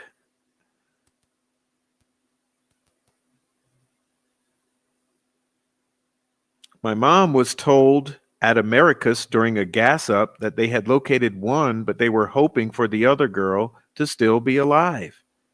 This led me to believe they were found in two different spots.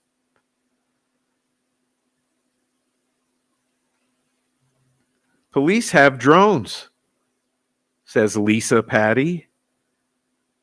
Frost.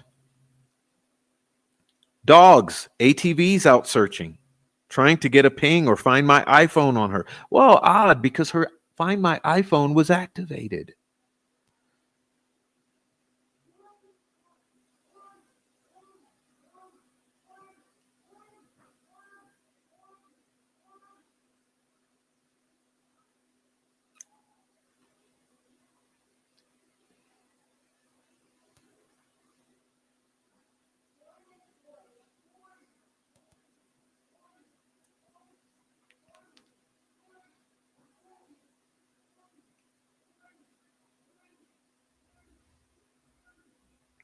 'Taya,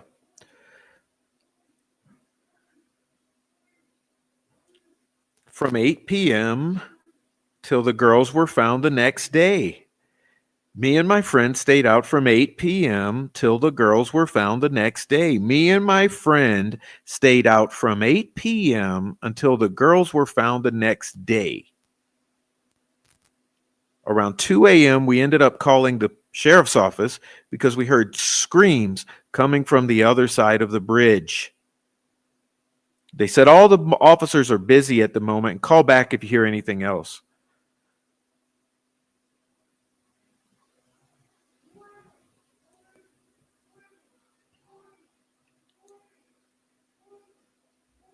2 a.m. is when we heard the horror screams,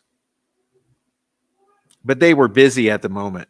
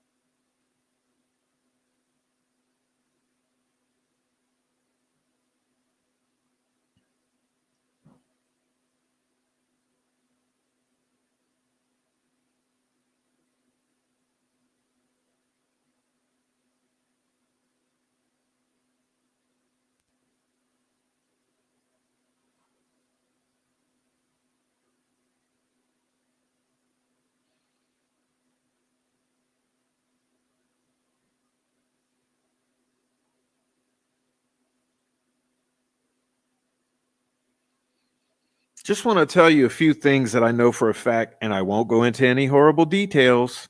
I've called the tip line. I'm sure that worked out okay.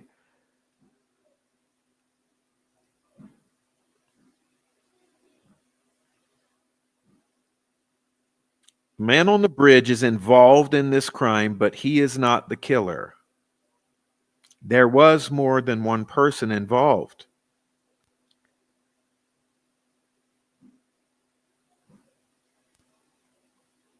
If they can catch this man, they will not have a DNA match.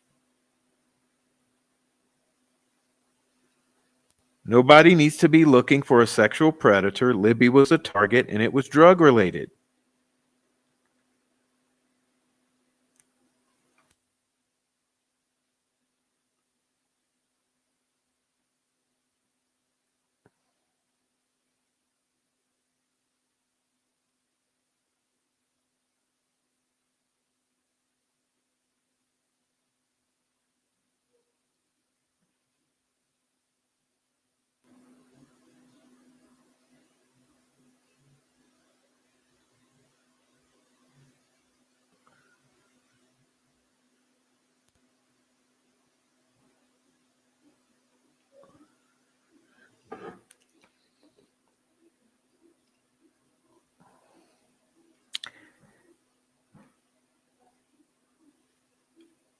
If the person Betsy Blair observed on the bridge is not Richard Allen, is your timeline and theory of the case bonk?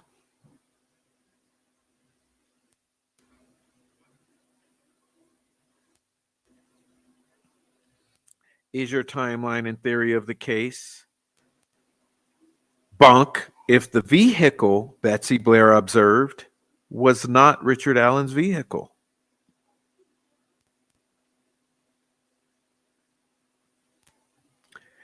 If Betsy Blair and Sarah Carbaugh observed an entirely different person,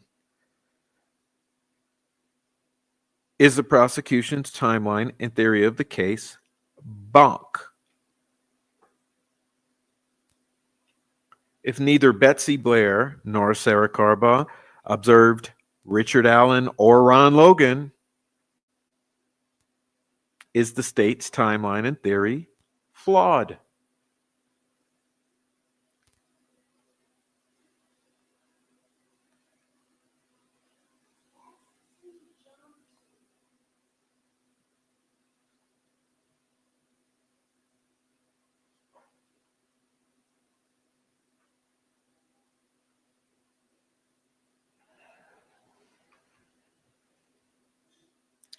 If this speculative scenario that I'm proposing is indeed what happened, why are the witness statements so inconsistent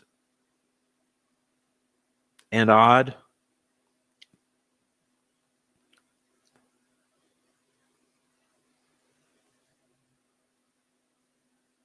Speculation number one, a member of law enforcement is somehow involved. And said law enforcement have no intention of going down for some psycho meth heads. Involvement could mean direct involvement in some sort of meth situation, protection of the meth situation, or tolerance of the meth situation.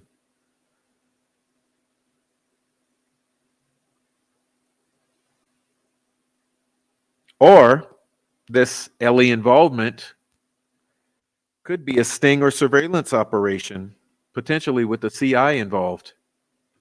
How would it look if two girls were unalived under the watch of law enforcement, especially if policies or procedures were not followed, or if the CI didn't do anything to stop the crime, or if LE couldn't do anything?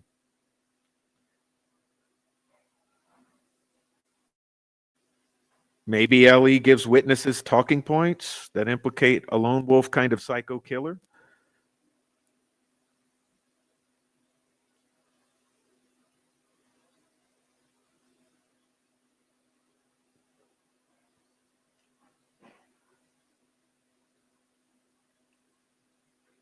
Not all witnesses probably have the full picture. They stick to their story the best they can. Social media goes viral. They can't keep the fucking story straight. The statements all fall apart under scrutiny, but they were just doing what they were told was the right thing to do.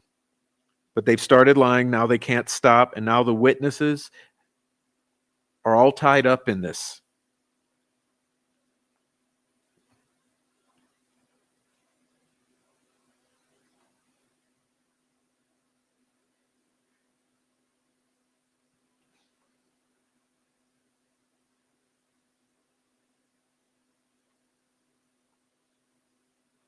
Or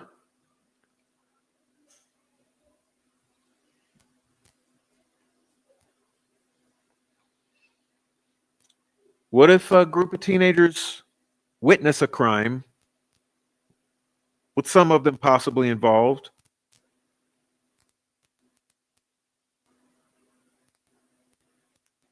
and they help by obstructing for their friends? No one's talking. The small rural community is traumatized.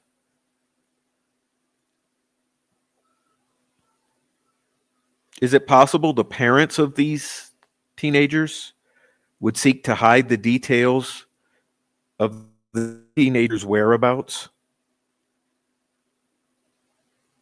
to obscure their involvement, to protect them from being scapegoated in the media or railroaded? To what extent would parents go to protect their teenage children, even if it meant justice for these two dead girls had to be sacrificed?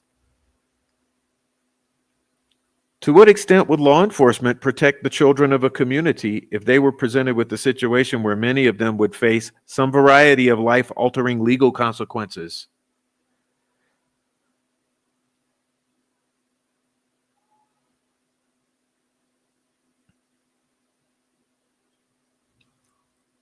Speculating here, but something happens at a pig roast in the woods near the cemetery, or even at someone's house. Maybe Ron Logan's. Intentional or not, perhaps meth psychosis. Perhaps one child was hurt badly because of the dope or other illegal activity. These people felt they couldn't take them to get help at the hospital. Everyone panics and they hide the bodies. They make up and enact a whole fucking theater production in real life. They use their phones to establish screenshots, photographs, pings, make up a story. A few posts are made on social media by friends who are asked for a favor, and they're told they're all doing the right thing. They stage the bodies over the course of the night where they know they'll be found right on Ron Logan's, right in the center of the bullseye, a stone's throw from where they were last known to be. Been 7 years of theater and myth making.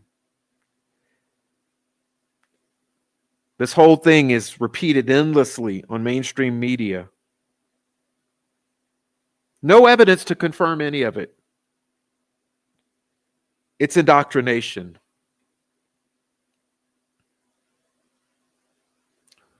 Only the few people who were there and directly involved know the full story of what happened, and they don't talk.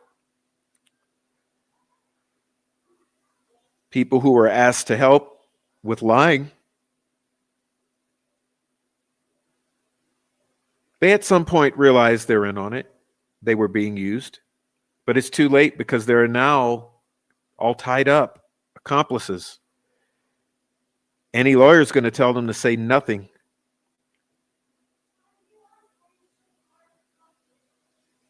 Parents in the community may suspect something wrong, but not know exactly what happened, and their kids won't tell them either. So out of an abundance of caution, they say something too and go into deflection, defense mode. The fact that things aren't right is an open secret in this community, but no one wants to make accusations. No one wants to go to jail. But would parents cover for their kids? Well, parents cover for their kids all the time.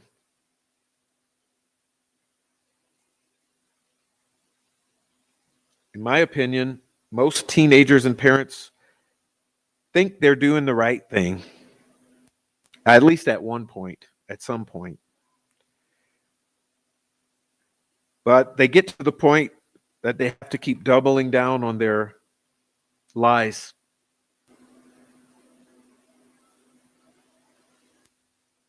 You tell one lie, you tell three more, then three more. After doing this for 7 fucking years, you can't go back and say you've lied now. Obstruction of justice is a crime with serious consequences.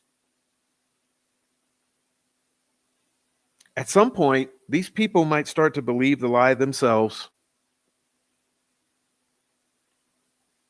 convincing themselves of their own innocence. Perhaps self-identifying as victims in an impossible situation, doing what they thought was right at the time. So they go along with the conviction of Richard Allen, even though they're not convinced themselves. Parents, grandparents, siblings, friends.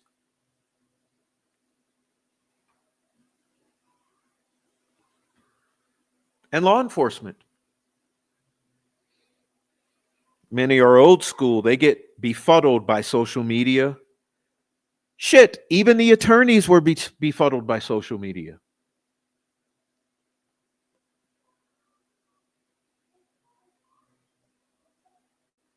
And these cops, these attorneys, they haven't investigated a lot of murders. Nothing as complex as this, with multiple people, multiple devices, a prefabricated storyline that was created using devices after the fact.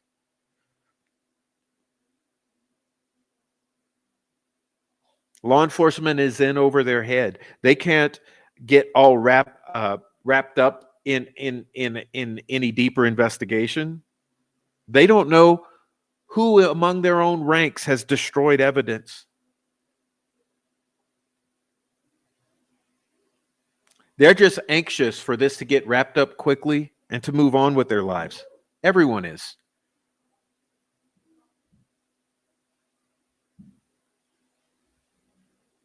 They wanted another notch on the belt, another successful endeavor.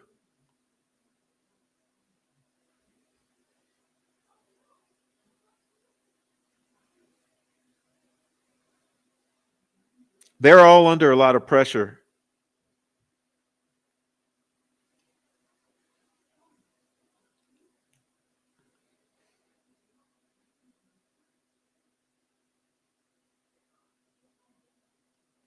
They all understand that things were not done right, but they're okay.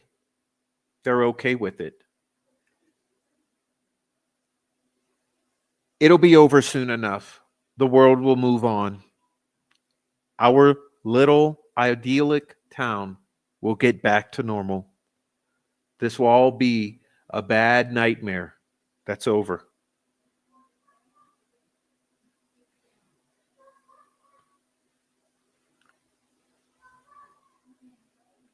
Now, some well-meaning law enforcement realize that many in the area were there, especially many youth, and may be involved, perhaps some of their relatives. But they know there's a bloodlust around this case. They're incredulous that those good kids could be responsible. And they don't want to accuse young people and ruin the reputation of the entire community forever. So steps are taken. The DVR is set to overwrite recorded interviews, 4 or 5 hard drives of recorded interviews are accidentally deleted, discarded, run over by a bulldozer, burned, buried in cement. FBI asked too many awkward questions, so they're asked to leave. Deflection mode kicks in because some other cops realize something is sus with both the case and the investigation. The thin blue line requires that they all muddy the waters and deflect blame away.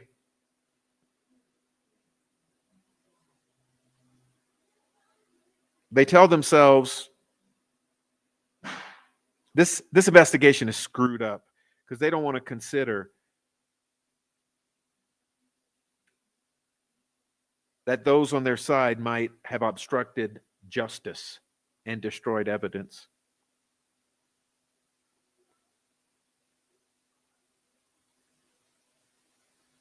Some are bastardized, ostracized, killed. It's not the first time someone in a community mysteriously dies.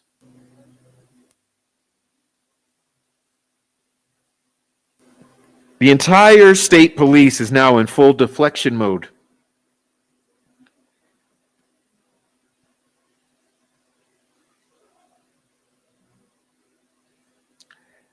They all would rather just keep up the charade than raise difficult issues. And leadership has doubled down and gone with this lone wolf killer theory. Richard Allen's in the crosshairs.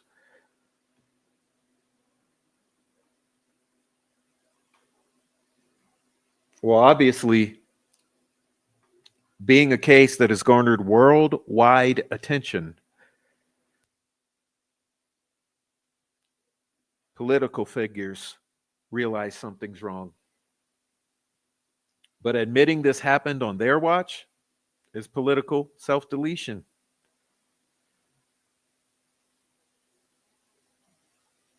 Especially when voicing support for law enforcement or certain parties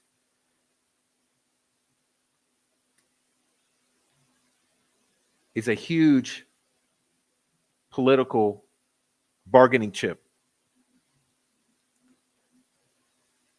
Politicians go into distancing mode, refuse to get involved. They turned a blind eye to things that didn't make sense. They refused to look at anything about the case. They don't want to know.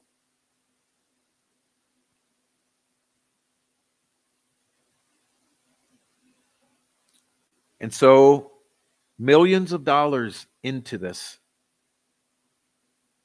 and many years, the problem becomes too big to fail. There's a potential for legal action, civil lawsuits, criminal charges.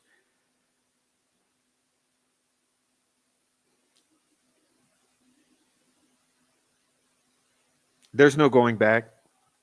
The only way is to go forward, hear no evil, see no evil, speak no evil.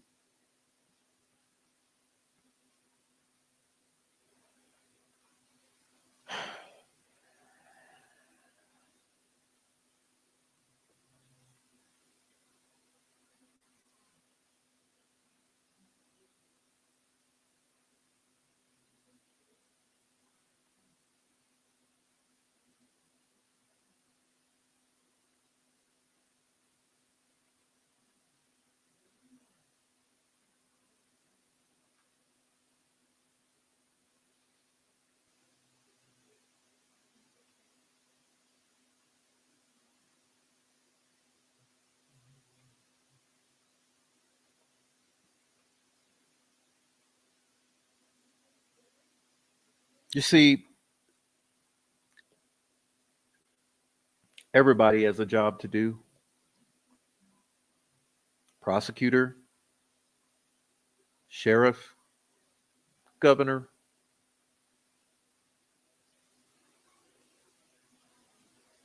state police, defense attorneys, appellate attorneys.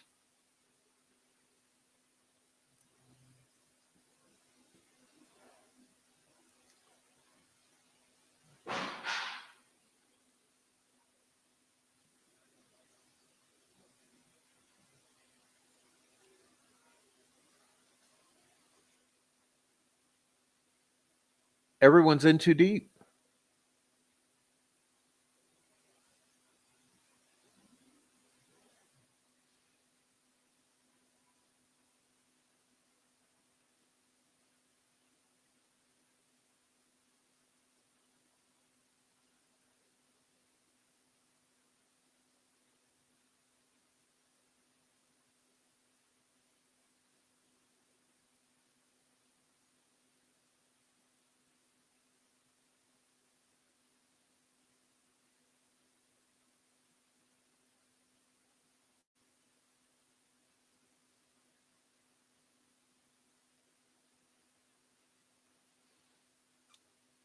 Oh, let's see. This is wrong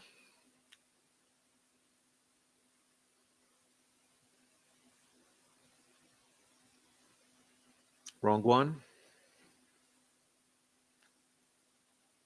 There we go.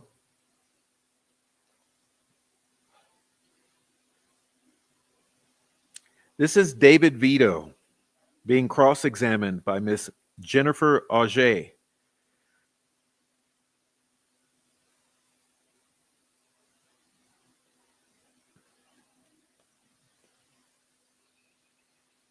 He knew lots of people that went to the High Bridge Trail.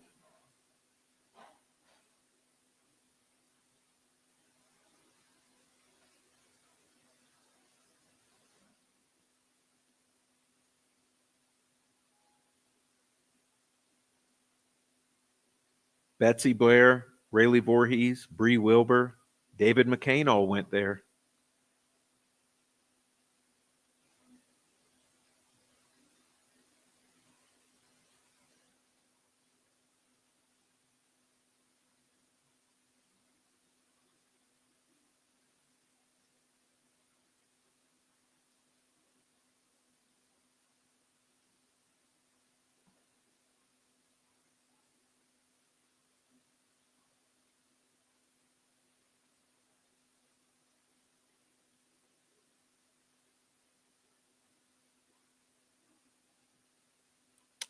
Well, then there's Mr. Dan Doolin.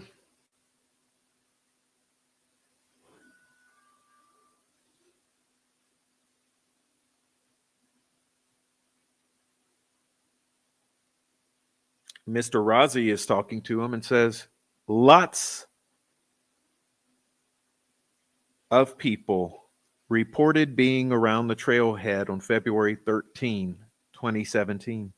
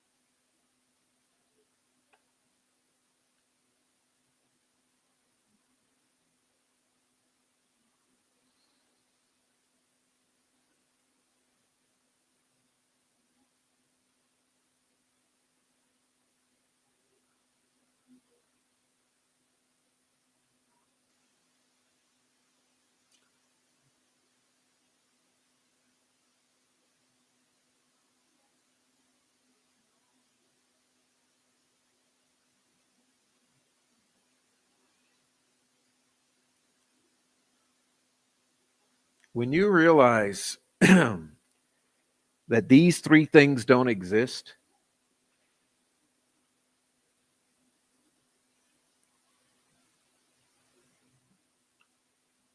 then the bridge and the narrative don't exist.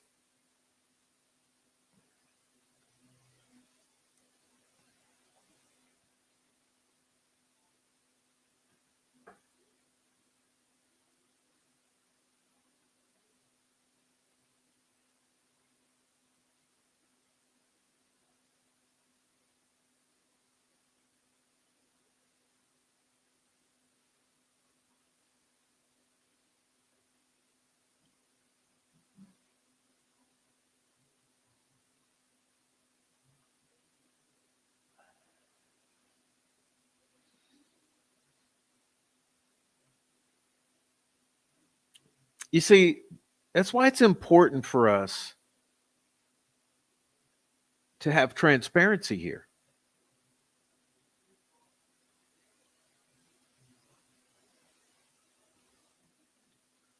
I mean, how much has been deleted?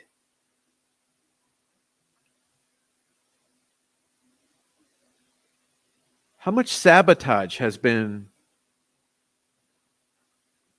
from law enforcement?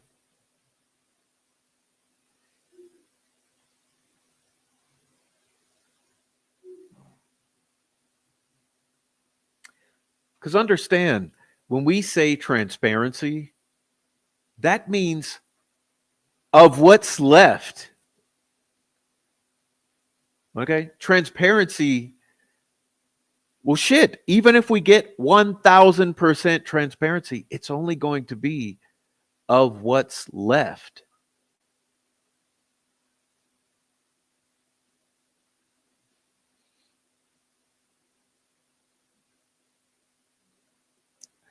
We're basically begging for scraps, begging for scraps.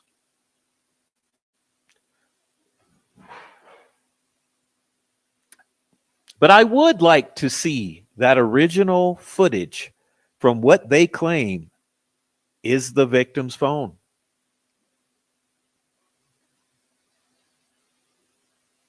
so that we don't have to believe this garbage. I mean, this right here, can you believe this? In his opinion, when the video starts, Abby says, "Is he right here? Don't leave me up here." Libby starts saying, "See, this is the path." Somebody whispers, "That be a gun." Then her tone changes and she says, "There's no path here. We have to go down here." The man says, "Guys." They say, "Hi." He hears a gun rack. Then the guy says, "Down the hill."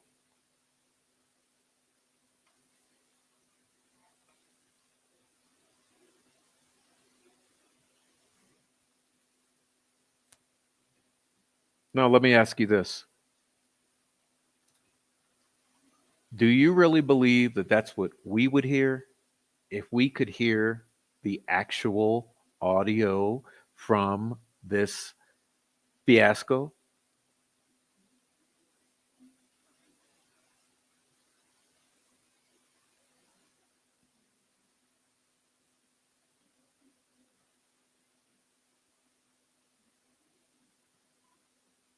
I mean, because we can go back in time and we can go and see what they were saying was said on this video back in time, which doesn't match what's said here in trial.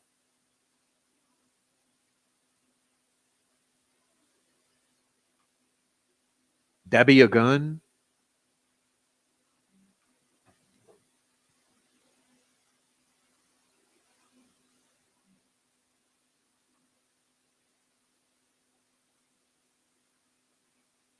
I don't believe it. I don't believe it. That don't be a gun.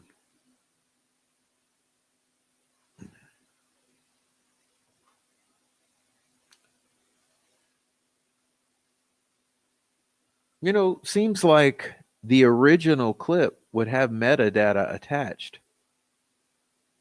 I wonder, did the defense even look at that?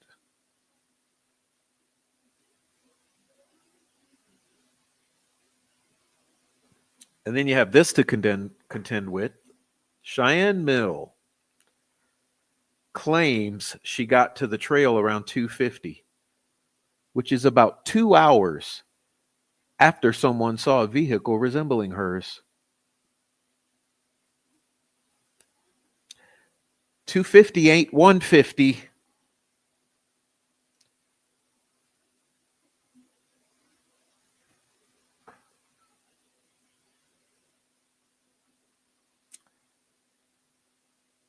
But they conveniently took a photo time-stamped at 3:49 to timestamp themselves.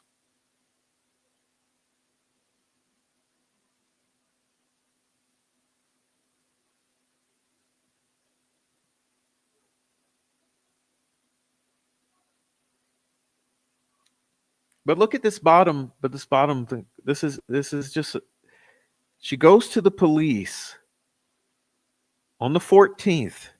It says I was there. Didn't get a call for 2 weeks. Someone there. Cheyenne. Cheyenne. Hey guys, yeah, I was there yesterday. Didn't get a call back for 2 weeks.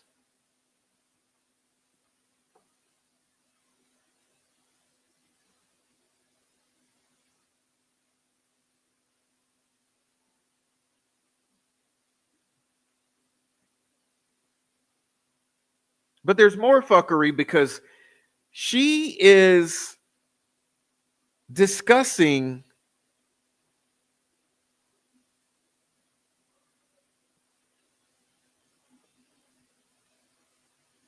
Shelby, but the wrong fucking Shelby.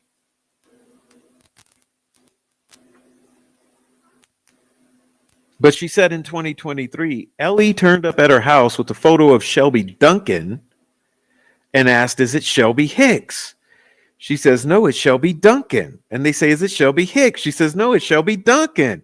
And when they leave, they say, "Is this Shelby Hicks?" And she says, "No, it's Shelby Duncan." So Shelby Hicks is there with Daniel Pearson.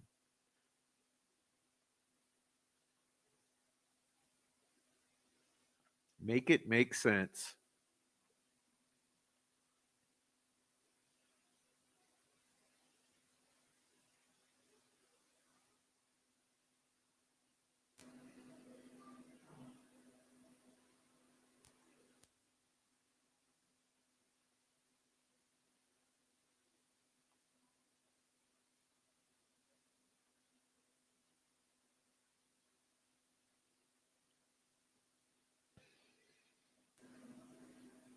Remember the white car with the paper plates? Well, an entirely unrelated scenario, allegedly. Tina Rodell says that car came to pick up her daughter, Megan Allen. She said the men with her daughter were possibly Elijah Cook, Keegan Callis, Josh Weaver, Tyler Joe French, and Garrett.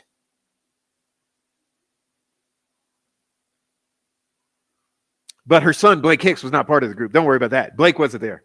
Blake's not involved.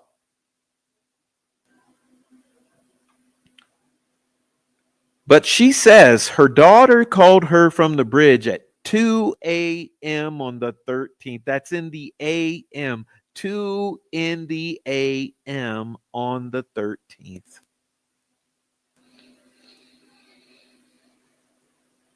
It's rumored that her daughter was raped and beaten by some men as part of an initiation, gang raped for the Sons of Odin. Oh, and wait, what was Andy Baldwin talking about in the Frank's memorandum? Odinist, Sons of Odin, Odinist, meth dealers, white car, paper plates. Tina also shared that the Delphi murders could have been an act of revenge against Libby's dad because Derek snitched on Christy Lynn Martin.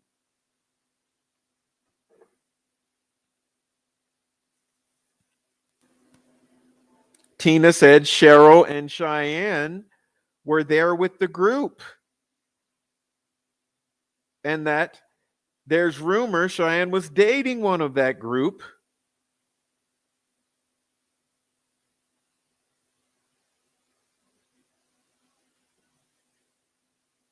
Nothing to see here. Absolutely nothing to see here.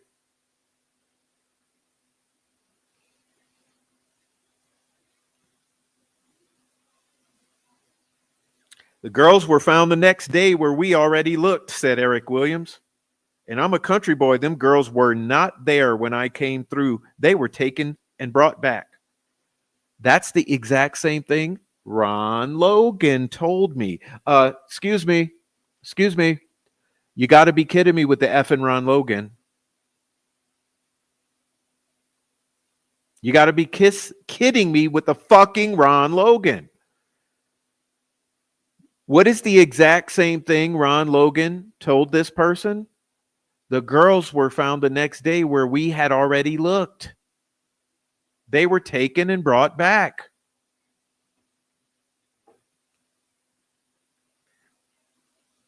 And Eric Williams says, if you want to break this case, the best that we can achieve is to get the federal government to do a complete investigation of Carroll County. Well, I do say so myself, Eric Williams.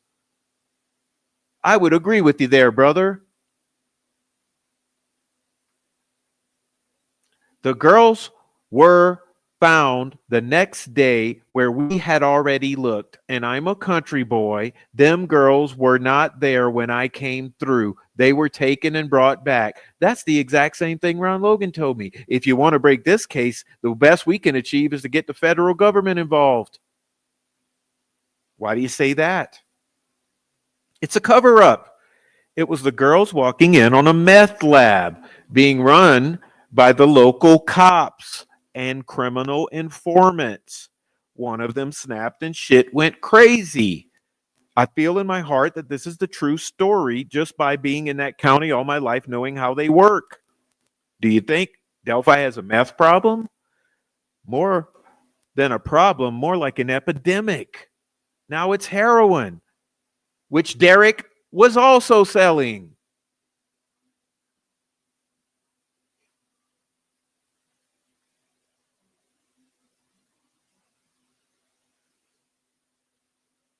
And then in a totally unrelated conversation,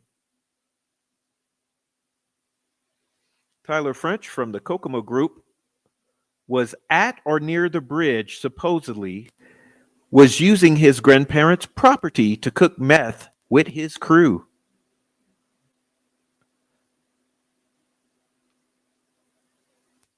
All I know is the day that Tyler and Keegan were questioned by detectives and or feds while they were incarcerated in the Howard County Jail about the Delphi murders, they were scared. Possibly Garrett Kurtz, Ashley Garth, Gabe Ellis, Troy L., and Elijah Cook. Keep in mind, Cheyenne is or was associated with that crew.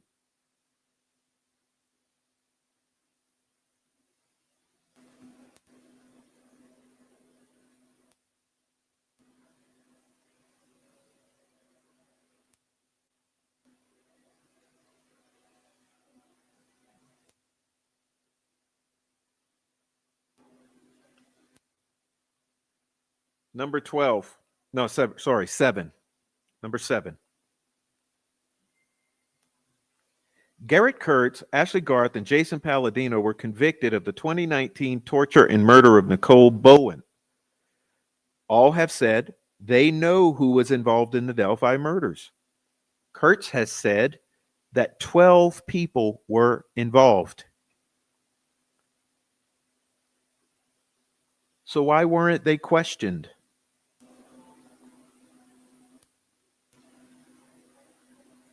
Palladino said he wouldn't talk unless he and his family were protected.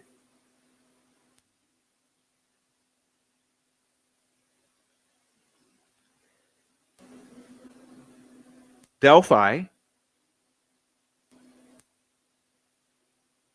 Carroll County, and the Patty German Williams families and their troll farm are very evil and dangerous. Gray Hughes has been on the Patty family payroll since day one. I butted heads with him over his use of my copywritten material. Anthony Greeno is another person that should not be trusted and I believe was involved. You see, I get interesting emails at times.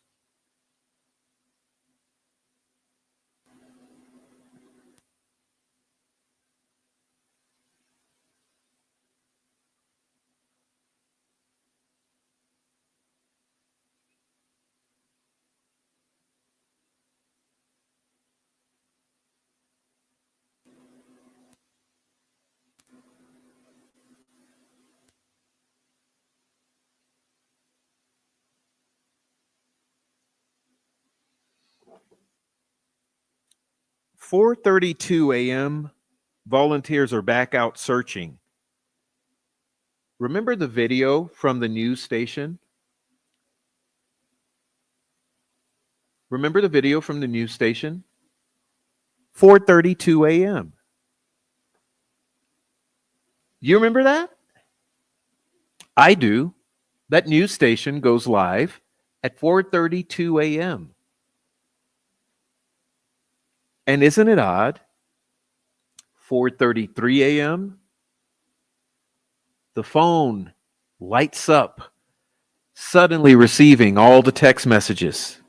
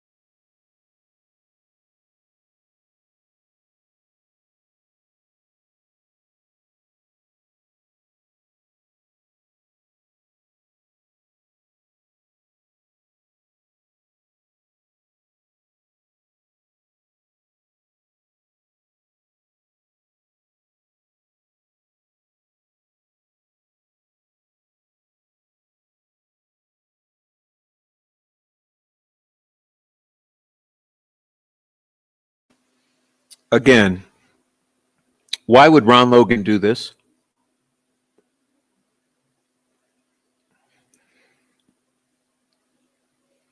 Why would Ron Logan do this? Or this?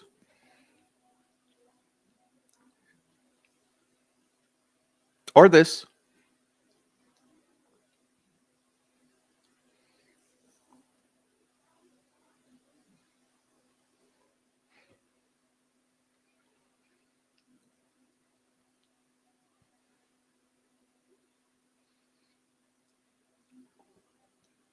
So you see, I find it difficult to rectify all of this with some sort of solution like Ron Logan Lone Wolf kills these girls. Because we've just been through 2 hours of absolute chaos, lies, and gaslighting.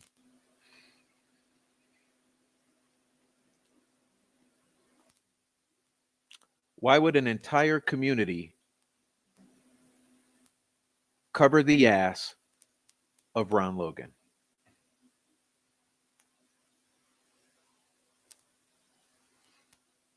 You can't answer it.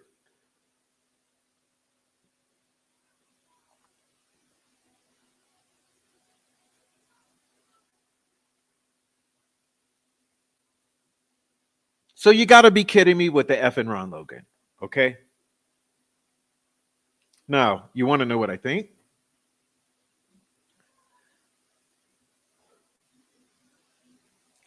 What I think is Ron Logan knew what happened to those girls.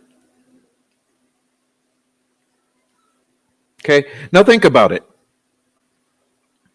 And this is rhetorical. Rhetorical question for all of you Ron Logan did it folks out there. And trust me, I understand. Your only objective is freeing Richard Allen. And if saying Ron Logan did it frees Richard Allen, you're good with that. So I get that. I get that. That's not my only objective. So, how about this? If Ron Logan had killed those girls, do you honestly believe he would leave them right there?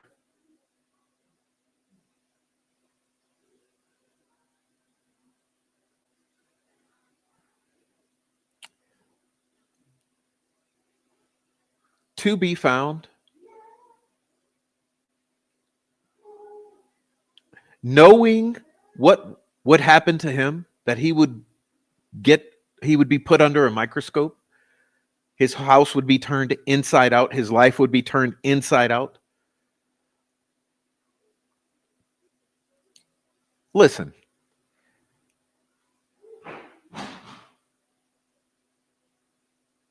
I thought about how to say this most effectively, and I could not figure out a way to say it.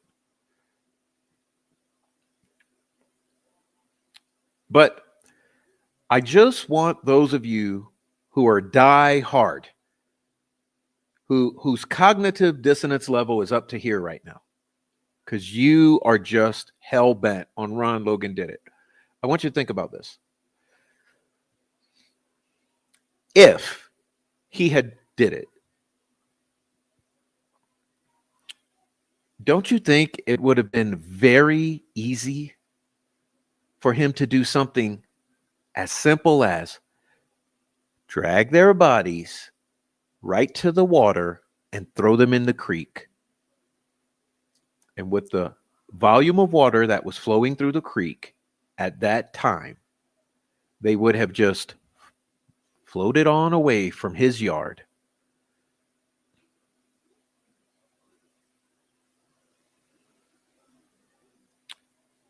If Ron Logan killed those girls, he would have thrown them in the water and let them float on past his property to keep his own ass out of hot water. And that is Occam's razor applied to Ron Logan factually murdering those girls. Lone wolf.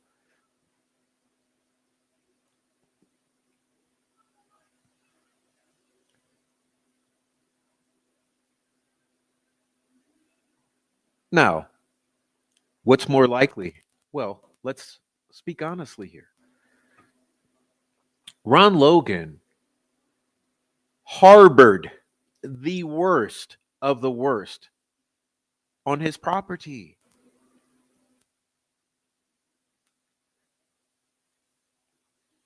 All of them. Basically, all the meth heads and the cooks made Ron Logan's property a second home.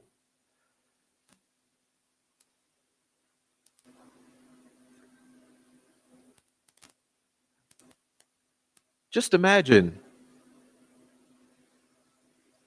if you allowed a bunch of meth heads and murderers to hang out in your backyard all the time.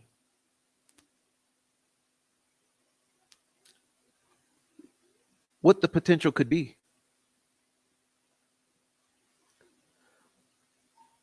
Some of those bad guys that you allowed free reign of your property could kill two little girls and leave them right there on your land.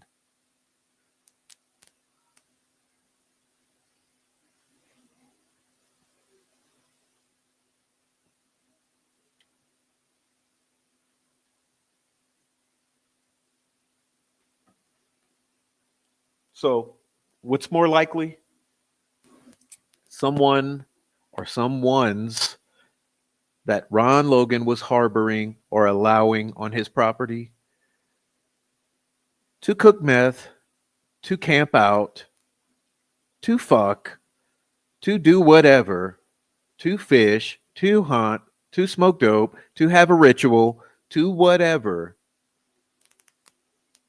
Someone he was allowing around killed those girls. Yes, someone's with the plural. Keep in mind, when I said you have to apply Occam's razor and make all of this make sense, part of what has to make sense beyond what you've seen tonight is Gary Kurtz relaying that Ashley and Sheena Cottrell and Nick Edwards openly discussed some sort of snuff film. You understand what I'm saying? Now, snuff film doesn't have to be a film of killing living people. It could be dead bodies. Maybe it's just the dead bodies before they're discovered. Someone takes pictures or video. But keep in mind, you go to Open Secrets channel, you have Chris Mathis and Garrett Kurtz speaking as if they are personally tied to the Delphi murders openly. You have Garrett Kurtz alleging that Ashley, Sheena Cottrell, and Nick Edwards were all somehow part of some viewing or possessing of some snuff film of the Delphi murders. And I believe you had Chris Mathis saying something like it's Garrett's story to tell, but I'll tell you what I seen.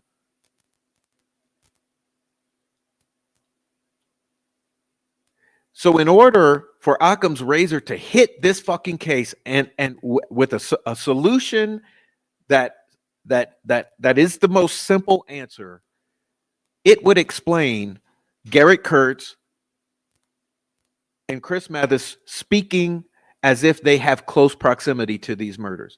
Now, if you can come up with a solution or perpetrators or some scenario that would explain everything you've just seen, all the lying ass witnesses, the family members, and all of that, and what's on the Open Secrets channel, if you can have all of that be answered by a scenario in which these girls get killed that's sensible, then you got it. I think you got it. And for me, that the question remains, who's being protected? Who's being protected? Because what it feels like to me is we still don't know who killed those girls. No, it's not Ron Logan. No, it's not Ricky Allen. And no, it's not the guys in the Franks memo.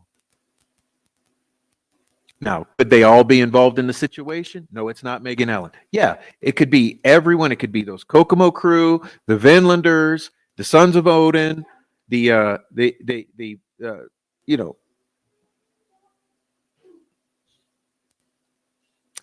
Now, if all these types were involved in a situation and Ron Logan had had knowledge of it, yeah, he would have knowledge. He would somehow be tied to it. If Ricky Allen was somehow tied to these people, yeah, he could be tied to it. If Michaela, if Garrett Kurtz, if Kelsey, if anyone was tied to a group situation, that would explain everything. And honestly, it would go back to some sort of concept where you have 7, 8, 12, 14 individuals. If you had a group, something like the Vinlanders, something like the Sons of Odin, something like the Kokomo crew, yes. And if Ron Logan knew what happened because he knew the people, they were his people, well, yeah.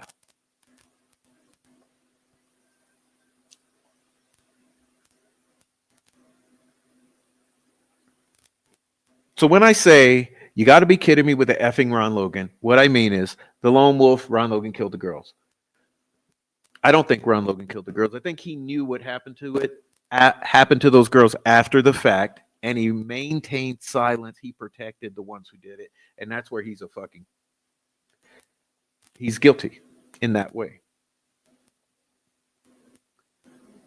But it's really infuriating to me that in the attempt to get Rick Allen off, they would gaslight the public into Ron Logan killed those girls, because that's not the truth. It's not the truth.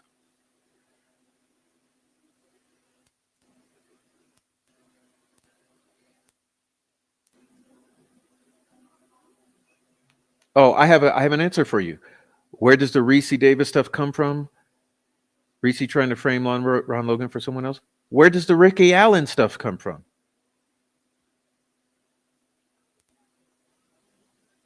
You see, that's part of the contradiction. If you're accepting those confessions secondhand, then you've got to accept Rick Allen's confessions secondhand. Sorry. Otherwise, it's hypocritical. It's conflicting.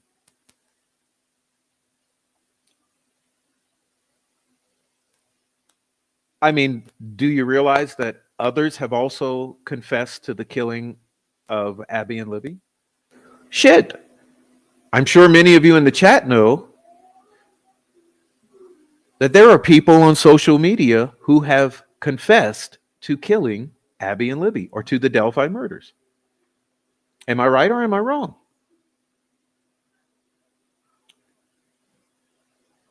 A handful of people have confessed to the Delphi murders. It ain't just Ricky Allen and it ain't just Ron Logan.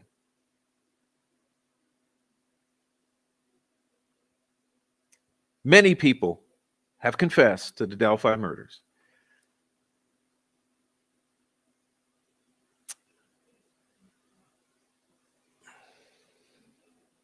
No, not true. Not true, Candy. I'm not going to agree with you on that. None of them make sense.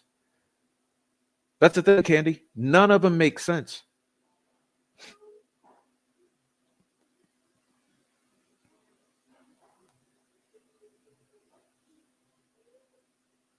That's the problem.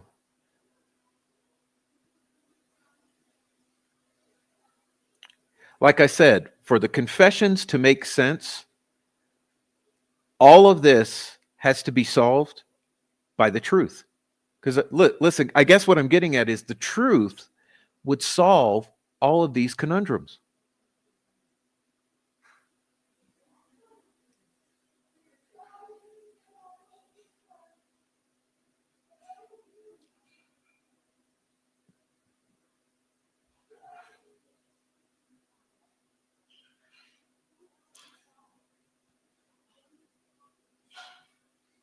And really getting back to the beginning, how I started at the beginning, like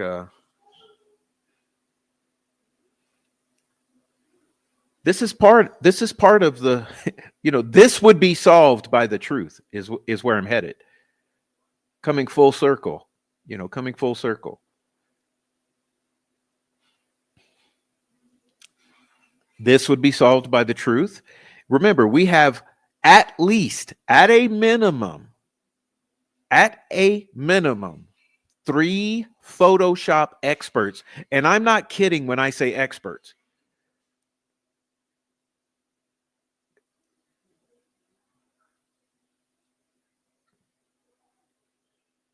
Okay. 3 Photoshop experts that I am aware of who have been vetted: military contractors, law enforcement, forensic analyst. We have 3, and there are probably more experts in Photoshop who say this exhibits the signs of Photoshop. Okay, so the truth solves this. Now, I'm just going to go out on a limb here, and I'm going to say, like I showed earlier, the truth would also solve this weird shit. A, B, C. Get it? A. Well, let's do it backwards. Let's do A. Well, shit. I can't do it. Okay, let's do it backwards. A, B, C. The truth would solve that conundrum. Going out on a limb. And this one. Pardon me.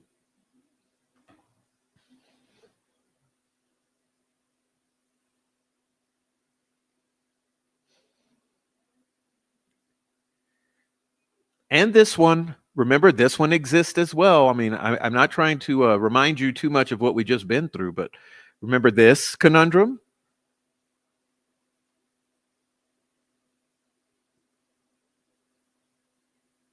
And also this.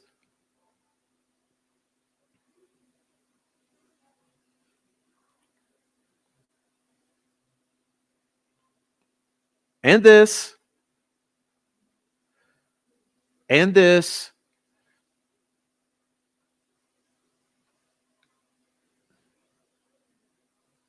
And in my opinion, you got this one too.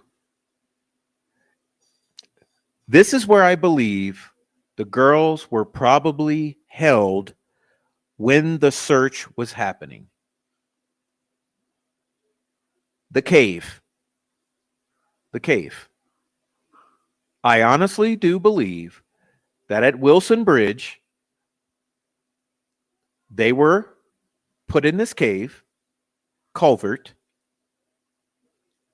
to be hidden while members of the public were searching Ron Logan's land.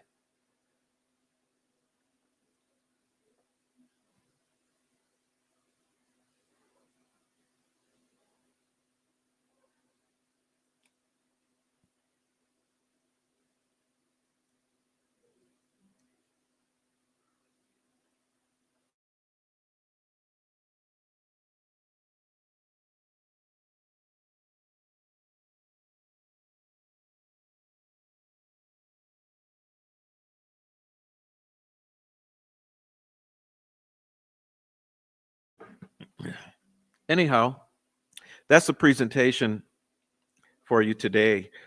I just would hope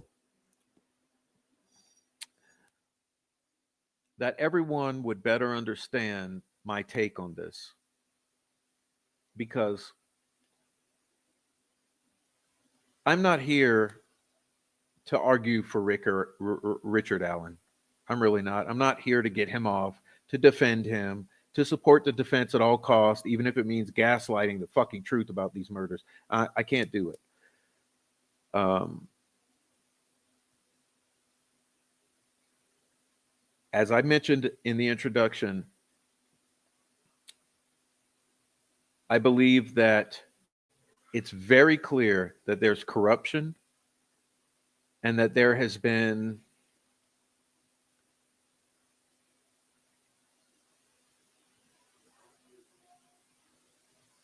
what's essentially a criminal undertaking by the state to get him convicted uh, by any means necessary. If it means allowing the witnesses to lie, misleading the jury, um, allowing the judge to exercise uh, an extreme amount of bias, uh, allowing the law enforcement and others to participate in the destruction of evidence. So I'm all about calling out these actions on the state, which are clearly inappropriate and should never be in the United States of America. We're supposed to live in a country in which that is not allowed to happen. But as you've seen on the world stage, lawfare and the heavy hand of the state is allowed to go after people for whatever reasons that they choose. And well, shit. If you were ever to go read some old Masonic publications, you would know that the straight up assassination of any person is allowed as long as it comes from up top. So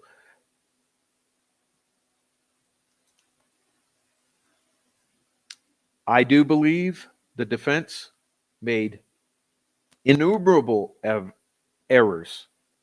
Okay, innumerable. Prime error is probably not consulting with people regarding social media in the case. I've said from the beginning uh, that I've come on YouTube. This was a social media case from day one, and it still is.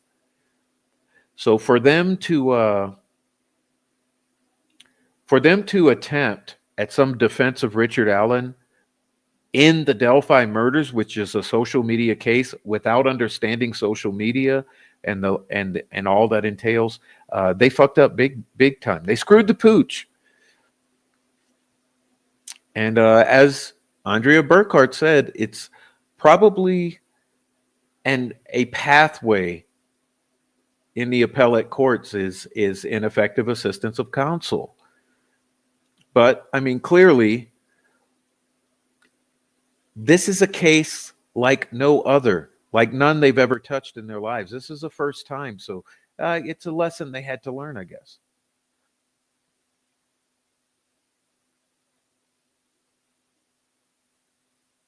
And so maybe they understand now the complexity and the seriousness and the social media implications of this case, but kind of too late because Richard Allen has been convicted uh, in large part due to this entire scheme. Remember, the jury was kept deaf, dumb, and blind. Remember that. They had to keep the jury totally ignorant of any context of the Delphi murders in order to secure a conviction. And because the judge ensured it, then the conviction was possible. So, anyhow, the defense shills will do what they do, which at this point is focusing on Ron Logan, unfortunately. Um, it's not going to bring you the truth about this. And the prosecution shills are at full tilt right now. I don't know if you've noticed, but they continue to produce content. By that, I mean the troll farm content creators. Uh, they continue to push the state's narrative. You have all the troll farm content creators are continuously producing this, not only did they secure a conviction where they should all just relax and go away, but they're continuing to try to push this narrative and justify this thing. And yes, I mean Turbo and Deb's True Crime Notebook and Murder Sheet and all the others. They continue going, trying to convince you how much Richard Allen is the killer. And even this Patty interview that just happened was a complete uh, disgrace in which they acknowledged that it worked the way it was supposed to work and that the judge made sure of such. So, like I said, they're all still going. They're continuing to go. The defense is continuing to go. And right here, Prof's right down the middle with you guys. We're right down the middle. We're not giving up. It's very clear that there's something more to this. What that something more is, we don't know because someone is being protected here. And by someone, that's plural. That's why I consistently ask the question, who are they protecting? In my opinion, they're hiding a group of men or men and women. They're hiding a group of people who are the killers of Abby and Libby. They are protecting them. They are hiding them from the public.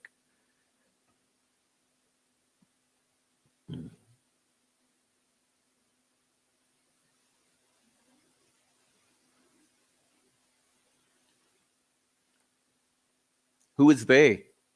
Well, that's obvious, isn't it? It's those at the top. And as you may have heard in some of the presentation, that at some point they're all on a ship together. They're on a Titanic. Let's put it this way.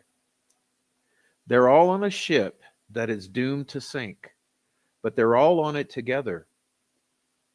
And they're going to keep playing as it sinks until the last minute. That's what's happening. They're going to keep going until the last minute. That violin's going to keep playing as it sinks. And it's already began to sink. It's already hit the iceberg. I mean, listen, to be honest, it hit the iceberg with the arrest of Richard Allen. So they set a timeline into motion with the arrest of Richard Allen. And that was the iceberg that they struck. And like I said, the tip of that iceberg is what Andy Baldwin tried to show you. But keep in mind, that discovery had already been sanitized by the time he got it. So Here's what I'm hoping. I'm hoping that your federal government will take a serious look at this, because I do have faith that if the federal government takes a serious look at this, things will be done. And that's what we can pray for. Okay? That's all we can pray for. Okay.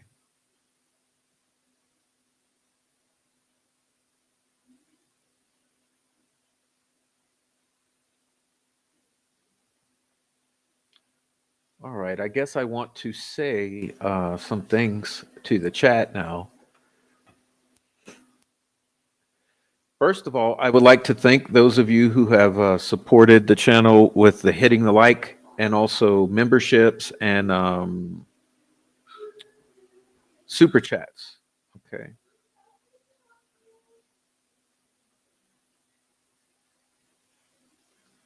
So that goes to Jake Brooks, Amy, Oklahoma Nana, David Rogers, Ninja Warrior Assassin, 26 Dead Zombies Dude, and Mino Dino. Everyone sent a super chat or a membership or a sticker or something like that. Thank you, all of you, for that. Um, let's see.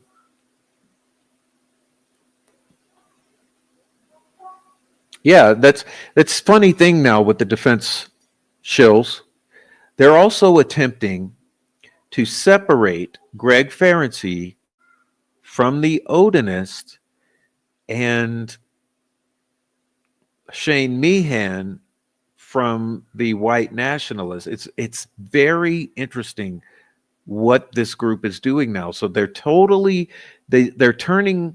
the ship from Odinist and this group and heading it towards Ron Logan, which means also uh, diverting the attention from Greg Ferenczi and Shane Meehan over to some other stuff. So it's just totally inconceivable how that can be, justified in people's minds. But all right, yeah. But I'd like to say that for me, um, today is February 13. February 13. And so I guess this is a good way to kind of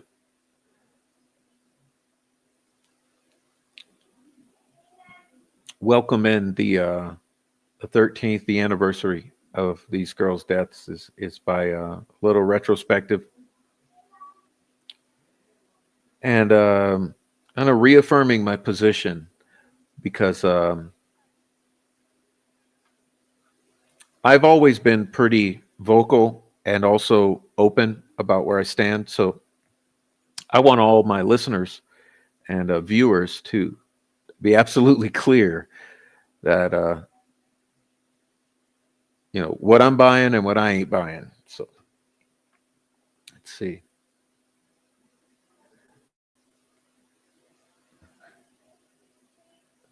Christina, the answer is yes. It's called blood. Yeah.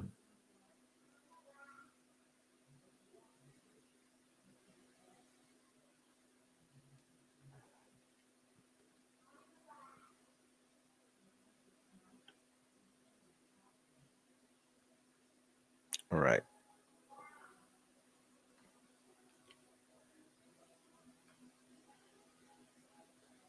No, but keep in mind another thing that people are all too quick to forget, and something I haven't mentioned yet, is the troll farm. Because I know many of you might not understand the gravity of the troll farm, the seriousness of it, and the focus of it, but uh, you guys have to understand people have been paid. People have been paid or otherwise incentivized. Um, People have been paid. There's proof of it. There's proof that people have been paid. And the people that have been paid have been the absolute worst terrorist of the troll farm. Okay. They were paid. I believe others were otherwise incentivized. And the funny thing about those is they've gone away. So the interesting thing, they've all gone away.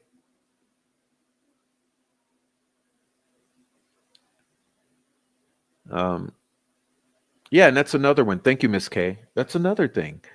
We haven't even mentioned Todd Click, who has also paid a price. Remember Todd Click? As I said, I truly do believe Todd Click was targeted as a result of his March 18th testimony. Um, Listen, let me reiterate it, okay?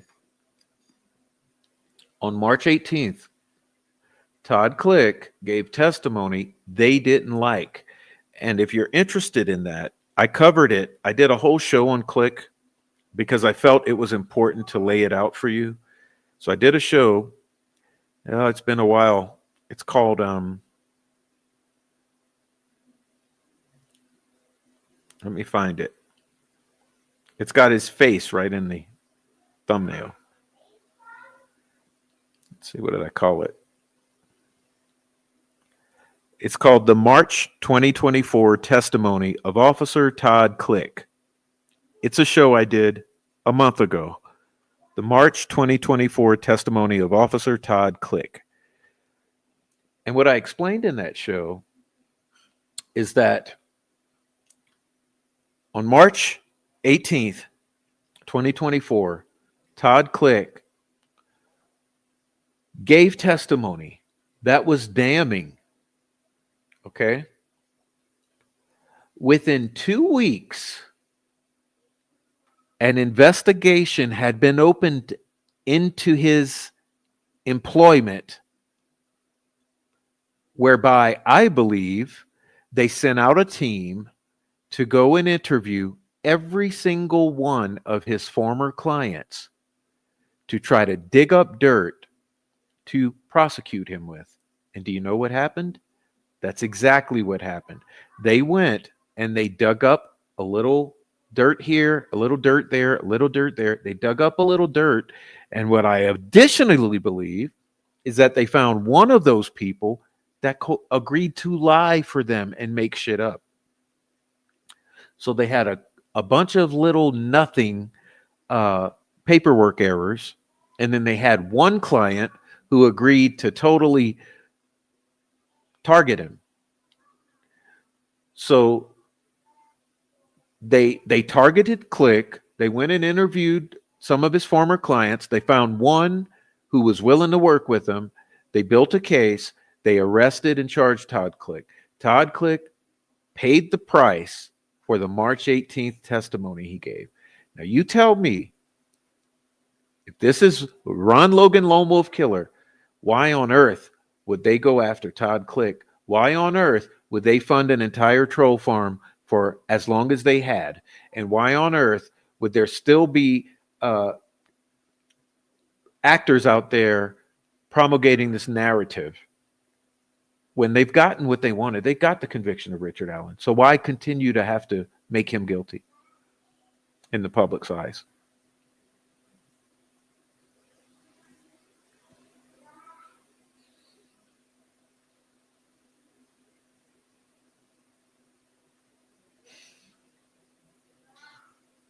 Anyway,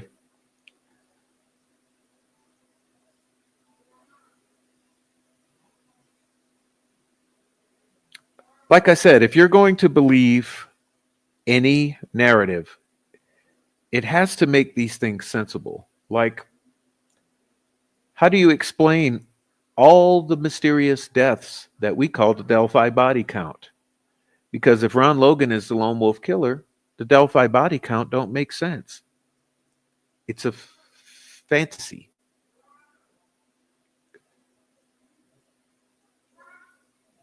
So one thing I do agree with some of the chat with is that, yeah, Ron Logan is a nexus. He is a nexus. He is a nexus to Kathy Shank. He is a nexus to Brad Holder. He's a nexus to Tony Klein and Keegan Klein. He's a nexus to Garrett Kurtz.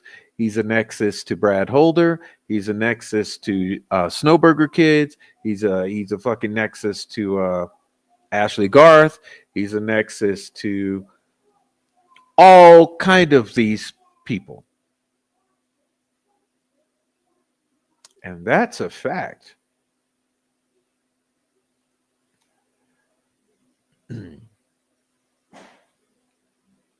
But seriously, all he had to do was throw those bodies in the water if he killed them.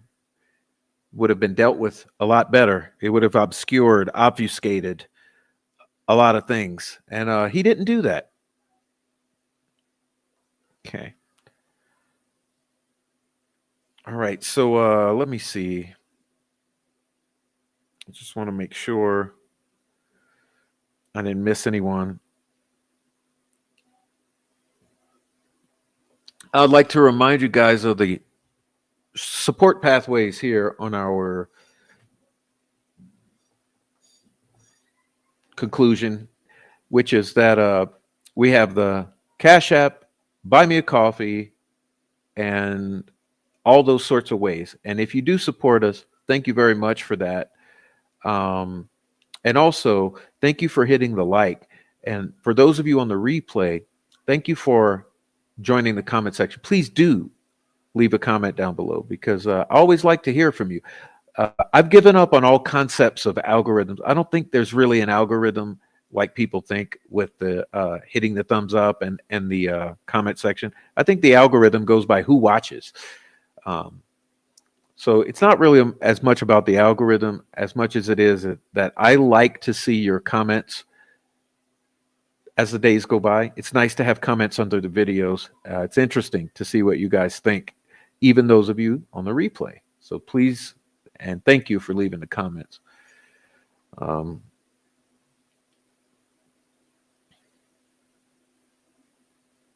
Yeah, Mike Thomas, I do agree, Christina.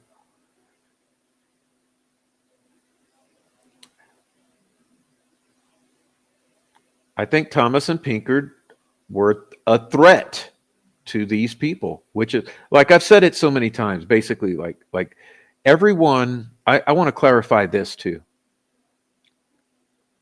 Well,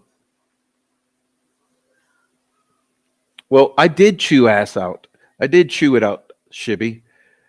Trust me, those who would be personally affected, they knew they got their ass chewed. That there was an ass chewing. It just obviously, if the shoe fits, obviously it didn't fit. What was I going to say though? About, let me see. About the election, because I think people get it twisted. And I'd like all of you to understand what I mean about this election. Because I think that people often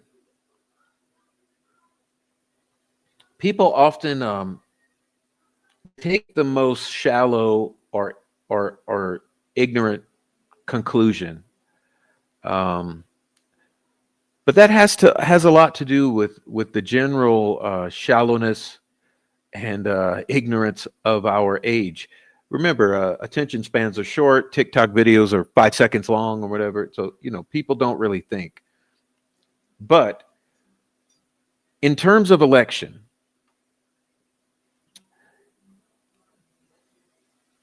let me put it in the most simple terms.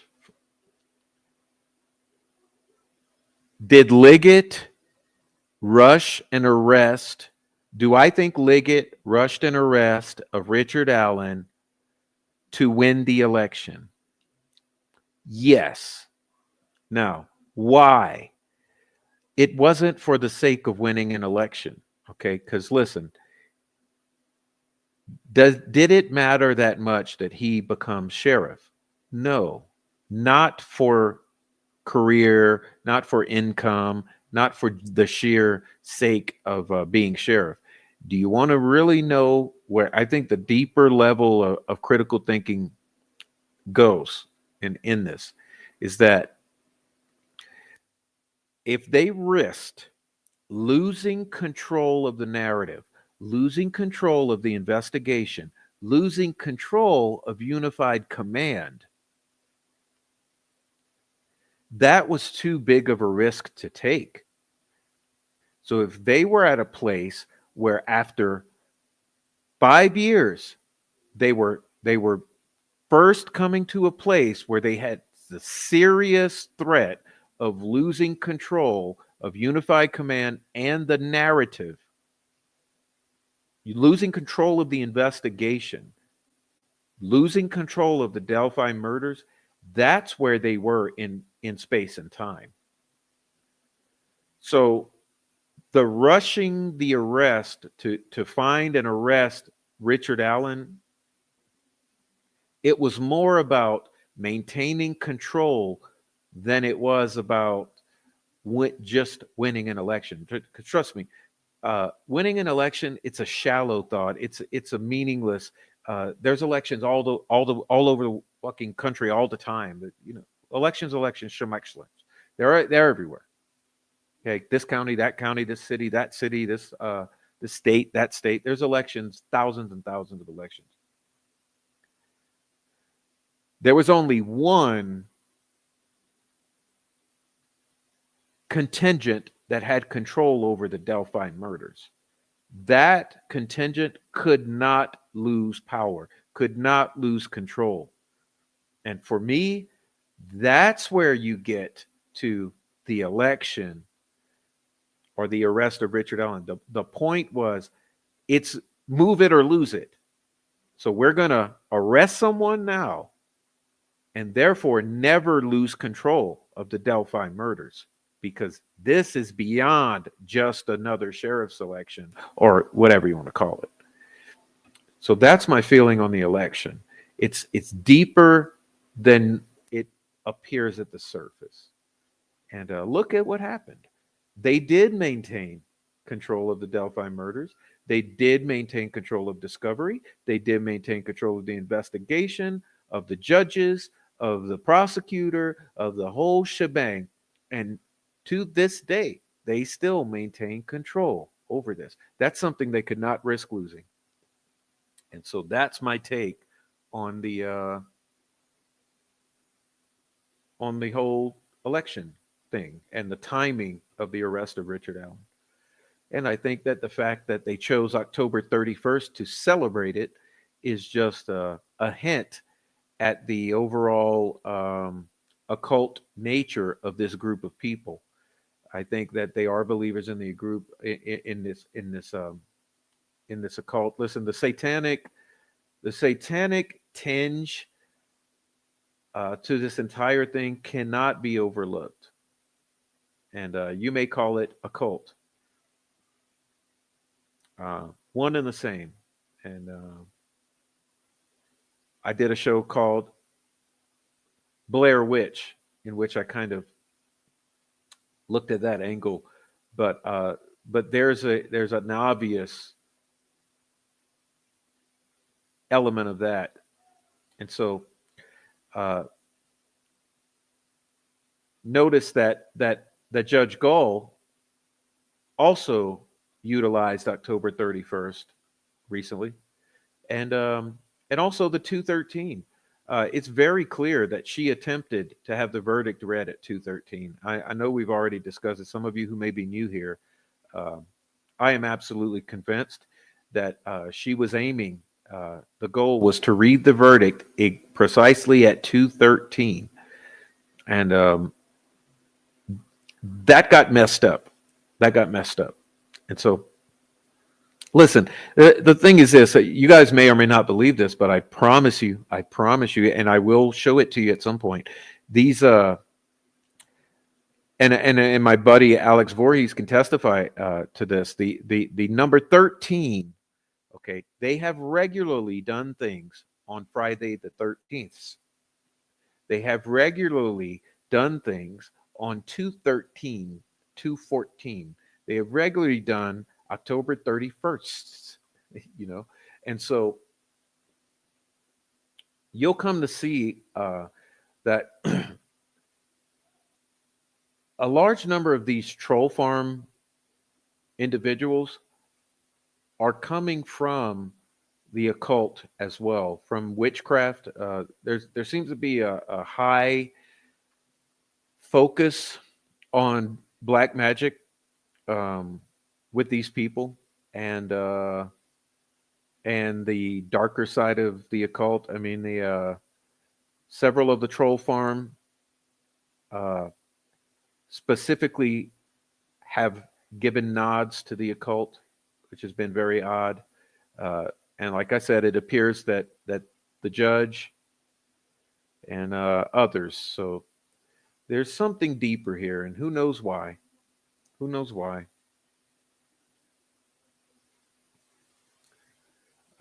There's something going on here. Okay, but I kind of covered some of those speculations or thoughts in the Blair Witch show that I did also about a month ago. Yeah, that's what I'm saying. There's lots of 213. You think there's lots of 213s. Yeah, and she tried to read the verdict at 213. It was very obvious. Um, but keep in mind, today is 213, right? February 13 is 213.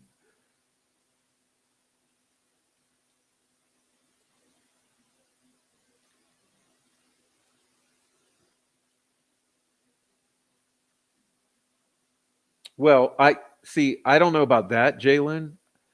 I don't. They probably thought no one would care about Richard Allen, but I think it's the other way too. I think that the thing is, Richard Allen was an outsider from this group. Remember, Richard Allen does not tie to Ron Logan or Mike Patty or any of these people. So Richard Allen is literally like an outsider. And I think what happened, I've already given that speculation too. I'll repeat it. I think they illegally used the FFL uh, access to the, I think the feds or the state police, I think somebody decided they had a 40 caliber that was likely fired by a or cycled through a Smith and Wesson or a Sig Sauer. And I think what they did illegally is they went to the FFLs all around and they said, "Tell us everybody that has a 40 caliber in your records, who has a 40 caliber, who has purchased a 40 caliber Smith and Wesson or a 40 caliber Sig." And I think they got the list and they went down the list and they tried to cross-reference that with anyone that was in Orion or they had a tip on. And boom, boom, boom, shakalaka, boom, Rick Allen. And honestly, because that's the way I would do it. If I was a crooked cop and I didn't care about abusing the system, I would say, "Hey, okay, we got a 40 caliber round here that they say they can match to a Smith and Wesson or a Sig. Okay, well, let's go to all the FFLs in these 2 or 3 counties. Let's go to all the FFLs. Let's ask them to check their records and figure out who the fuck has purchased uh, at any point in time that they have in their records a 40 caliber Sig or Smith and Wesson. And we'll get that list and we'll cross-reference that list with the tips we've gotten because we've got 20, 30, 40,000 tips, however many thousand tips. We'll cross-reference, and if we find someone who's purchased with what we have in the tips, then we could easily do a setup." And I think that's how they got to Rick Allen. But that's speculation. It's me reverse engineering how I would do it if I was a bad cop. Good cop, bad cop, right? Um,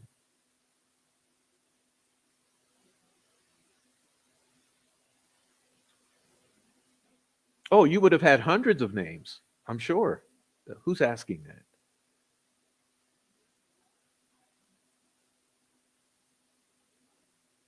Well, hey, you could have had Ron Logan on there because Ron Logan, I'm sure, owned a 40 caliber. Now, whether he bought it or had it come through an FFL or not, who knows? But you would have had maybe Weber if Weber got his through an FFL. Like anyone who went through an FFL could have been up to 100 or 200, 300 names in the surrounding counties.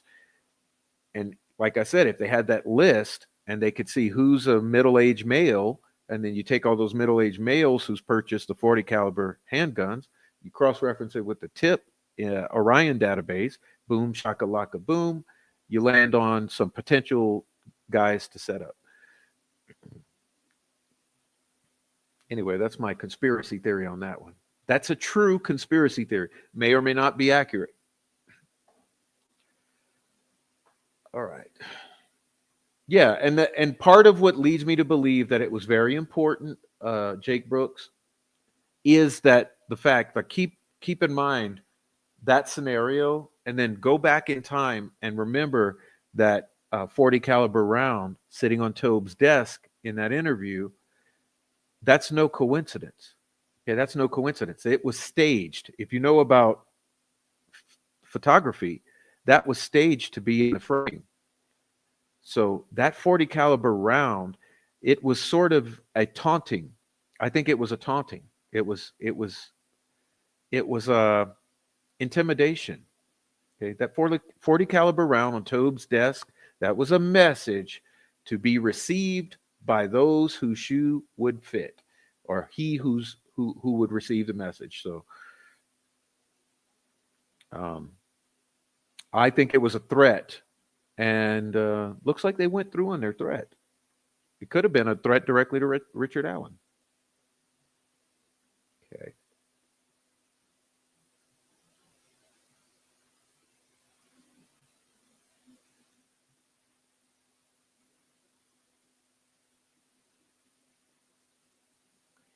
Answer, Judy, is yes.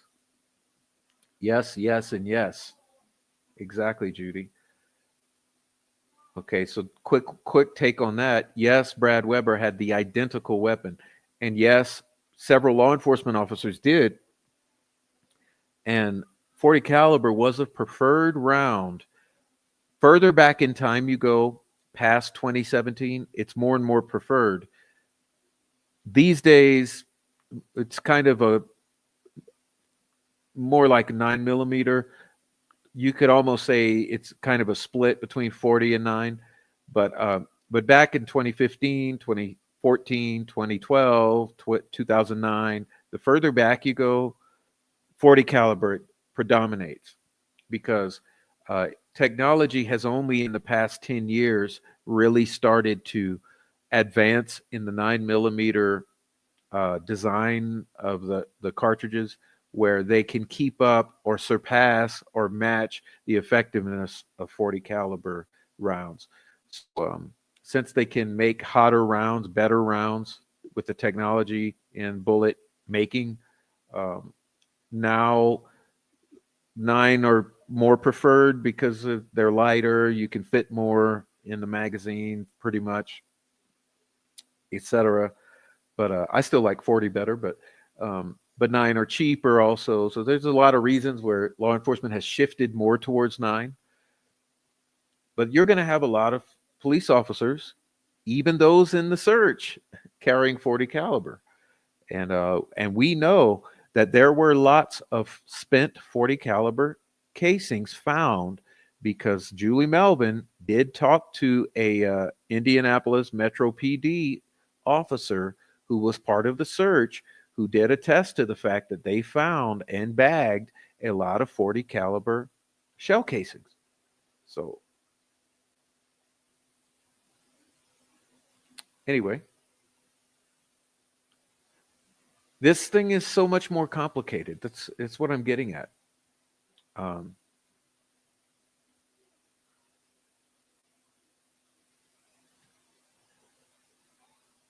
Plus, the extraction arm could match hundreds of others. Yes, bad technology. I mean, the whole Oberg ballistics, and that was interesting too.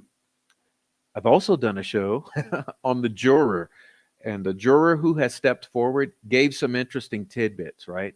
And the tidbits she gave was that they pretty much ignored Sarah Carbaugh and the ballistics and the confessions.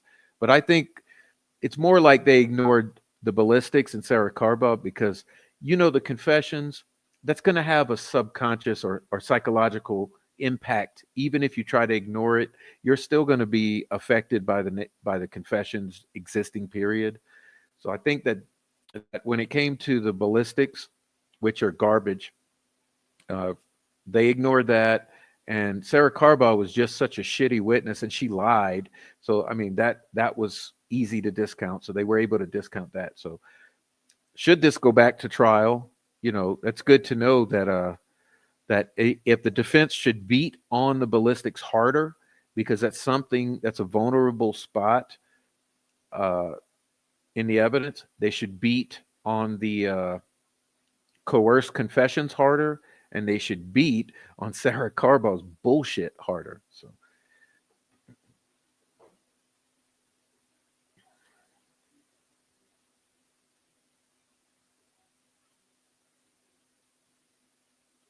no, I don't agree with that. Look, Criminal Network knows I disagree with him a lot. Okay, but we're good friends. We like each other, but we disagree. Okay, we disagree vigorously because listen, if you ever had a scenario for fruit of the poisonous tree, it's the Richard Allen search warrant. By the way, there's breaking news on that hasn't hit the ground yet. Allegedly, I'll put it generically.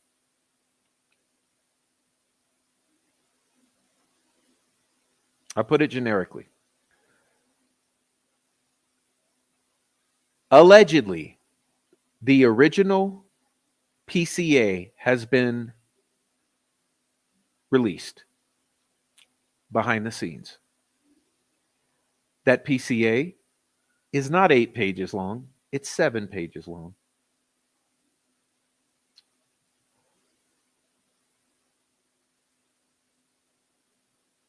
Which means that everything else that was leaked before was a scam, because the one that was leaked before was 8 pages. So now we have a leak of the 7 page PCA that we're waiting to get our hands on. Uh, I've asked about it, and it's not much different. But here's the problem with that PCA in general: there's omissions, facts kept from the judge, there's misrepresentations of witness statements, and there's what do you call it? There's a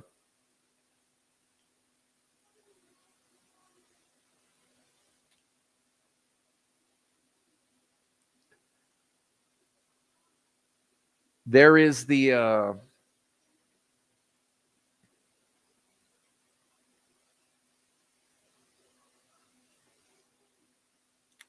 oh, the word's slipping my mind, but there's there's the turning of one vehicle into another and into another and into another and into another.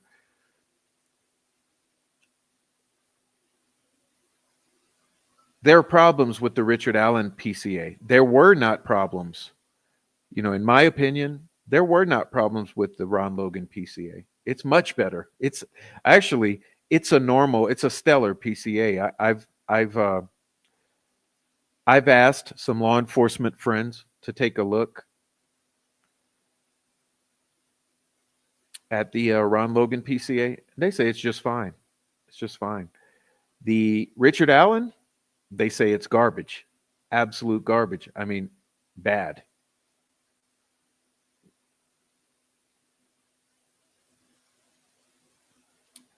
So yeah, I disagree. I somewhat disagree with Criminal Network.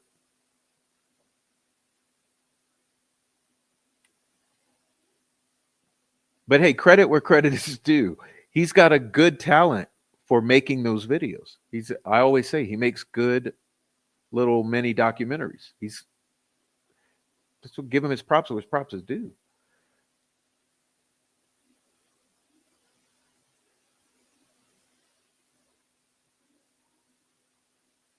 All right, let's see. What am I missing?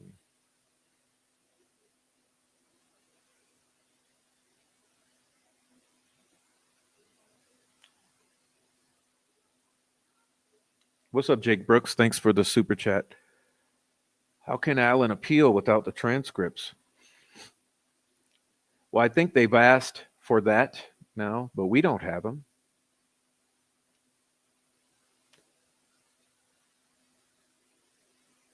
What do you mean, 5 green acres? I'm not familiar with that. Can you explain that? They found the exact same thing with Kohlberger. The Ron Logan PC is very thorough and concise, which is why I've always wondered why didn't they mention the girls on the bridge?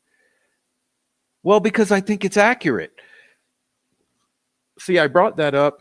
Let me bring it back. Um, if I can find it, geez. This is, I want to go after this, but let me bring this back up because this Ron Logan, okay, it's here and it's number 19. Okay, slide number 19.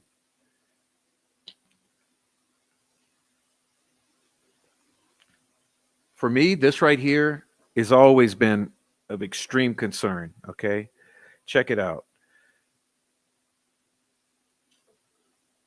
Oh, sorry, Christine, I got to move you. All right. This is the thing, okay? This is the thing. On February 13th at approximately 1 p.m., not approximately 2. Remember, 149 is approximately 2. It's not approximately 1, right? Approximately 2. Victims were taken. Well, you know what that means? The phone was taken. Because there's no confirmation of the bodies of those girls. There's confirmation from the phone of those girls, one of the phones. But then it says they were in the area of County Road 300 North and 575 West near this latitude and longitude, with which I scribed here, Logan's property Creekside. So check it out. In the area of Ron Logan's house, Logan's property Creekside, at approximately 2:13. There it is, 2:13.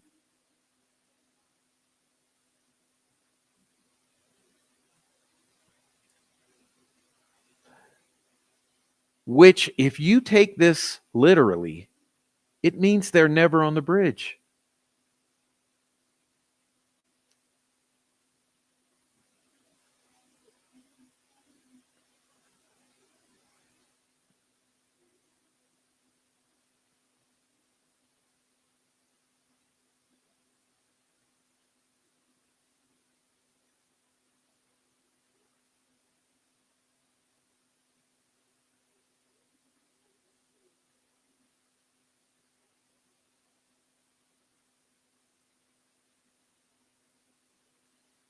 I'm glad you noticed the differences. Yeah, it's a major difference. The time and place. This my argument when I first presented. This was one of my first shows I made this slide for because think about what's different with this. Time and place. Time and place. I mean, how odd is it that FBI would have a different time and place than Carroll County? Different time. What do you mean, prof? La la la, you're crazy. No, I really do mean that approximately 1 is a lot different than approximately 2. And 149 is approximately 2, not approximately 1. And place, Ron Logan's Creekside, that intersection by Ron Logan's, is a lot different than the intersection near the High Bridge.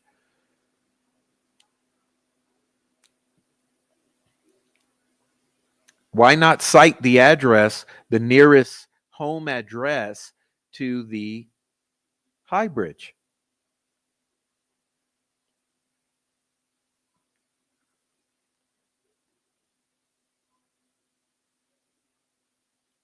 All right.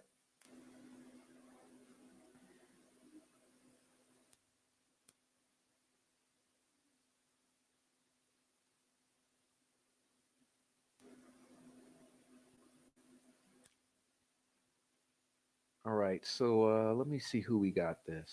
Who we got here?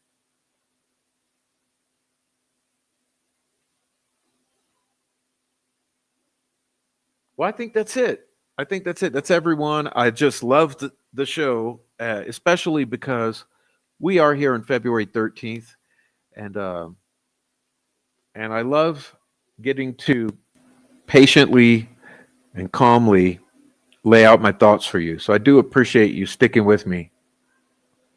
Um,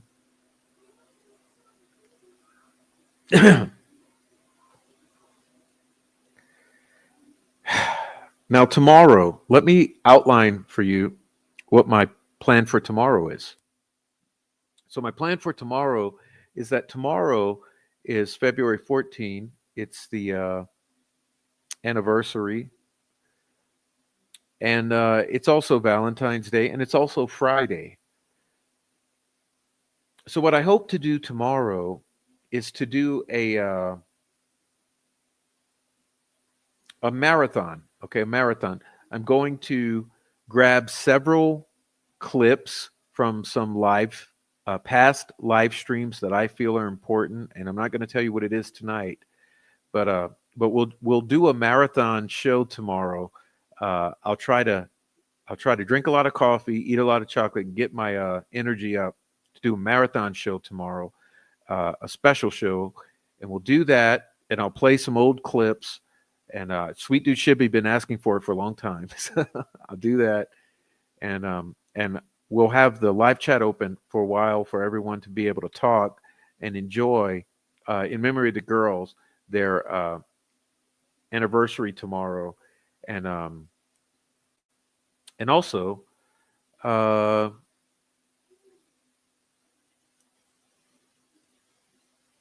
I don't know. It'll free me up in some ways to be able to join the live chat rather than sit here and be a talking head.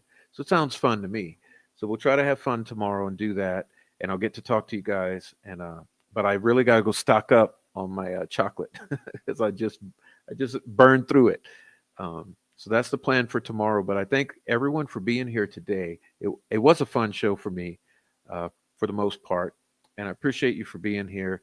And hey, if your feelings are hurt, I'm sorry for you, but but we have a lot of learning to do because we've all been inundated with programming.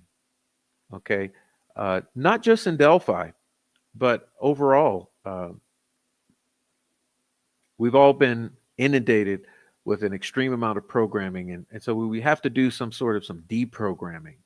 And if your feelings get hurt about political perspectives or or perspectives on the case, then you're just too sensitive and just go somewhere else and where people will cater to all of your sensitivities because it's not necessary. Okay. We know where our heart is, and I know where your heart is. So thank you for being here. Um, and a special shout out to Criminal Network. Uh, I know you. I know you. I know where you at, man. And everyone else who, if you hate Ron Logan, I get you. I don't like the fact that he covered for the murders of two little girls. It's a disgusting thing to do, and so many people appear to have done it in Carroll County and in Delphi. So we don't much like that. We don't really like that, which is why there's always a lot of consternation. And people say, why would one town cover for the murder of its own children?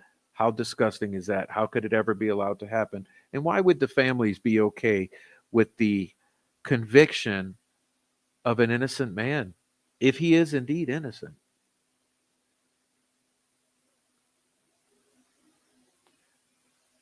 But surely there's been nothing compelling to prove his guilt. And that's the funniest thing about the little clip of the Patties that has just surfaced in the past 24 hours. Even they couldn't put their finger on what's the piece of evidence that proves Richard Allen is guilty because there ain't none. He may be, but it hasn't been proven. So it's disgusting. And what disgusts me is that the parents went along with this. And God have mercy on your souls. How could you go along with it? Such a thing.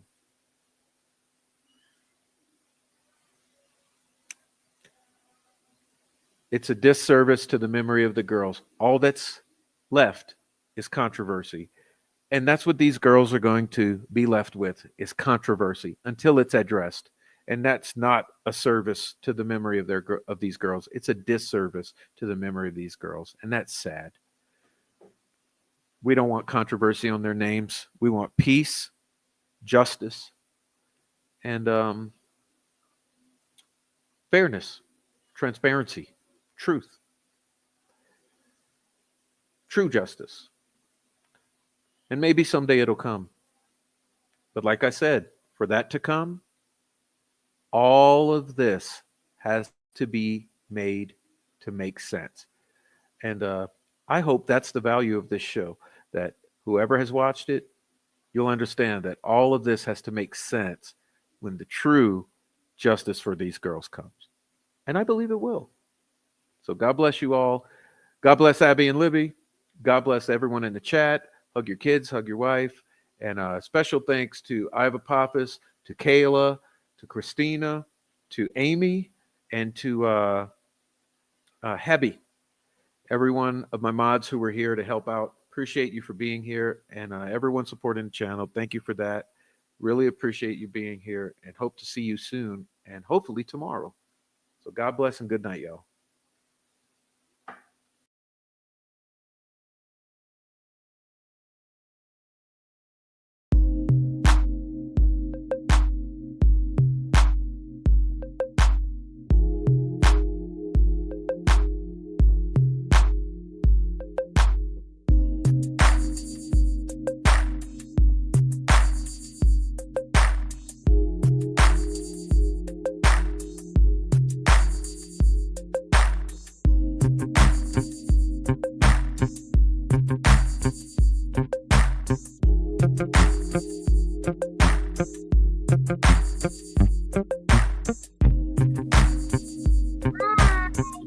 Bye.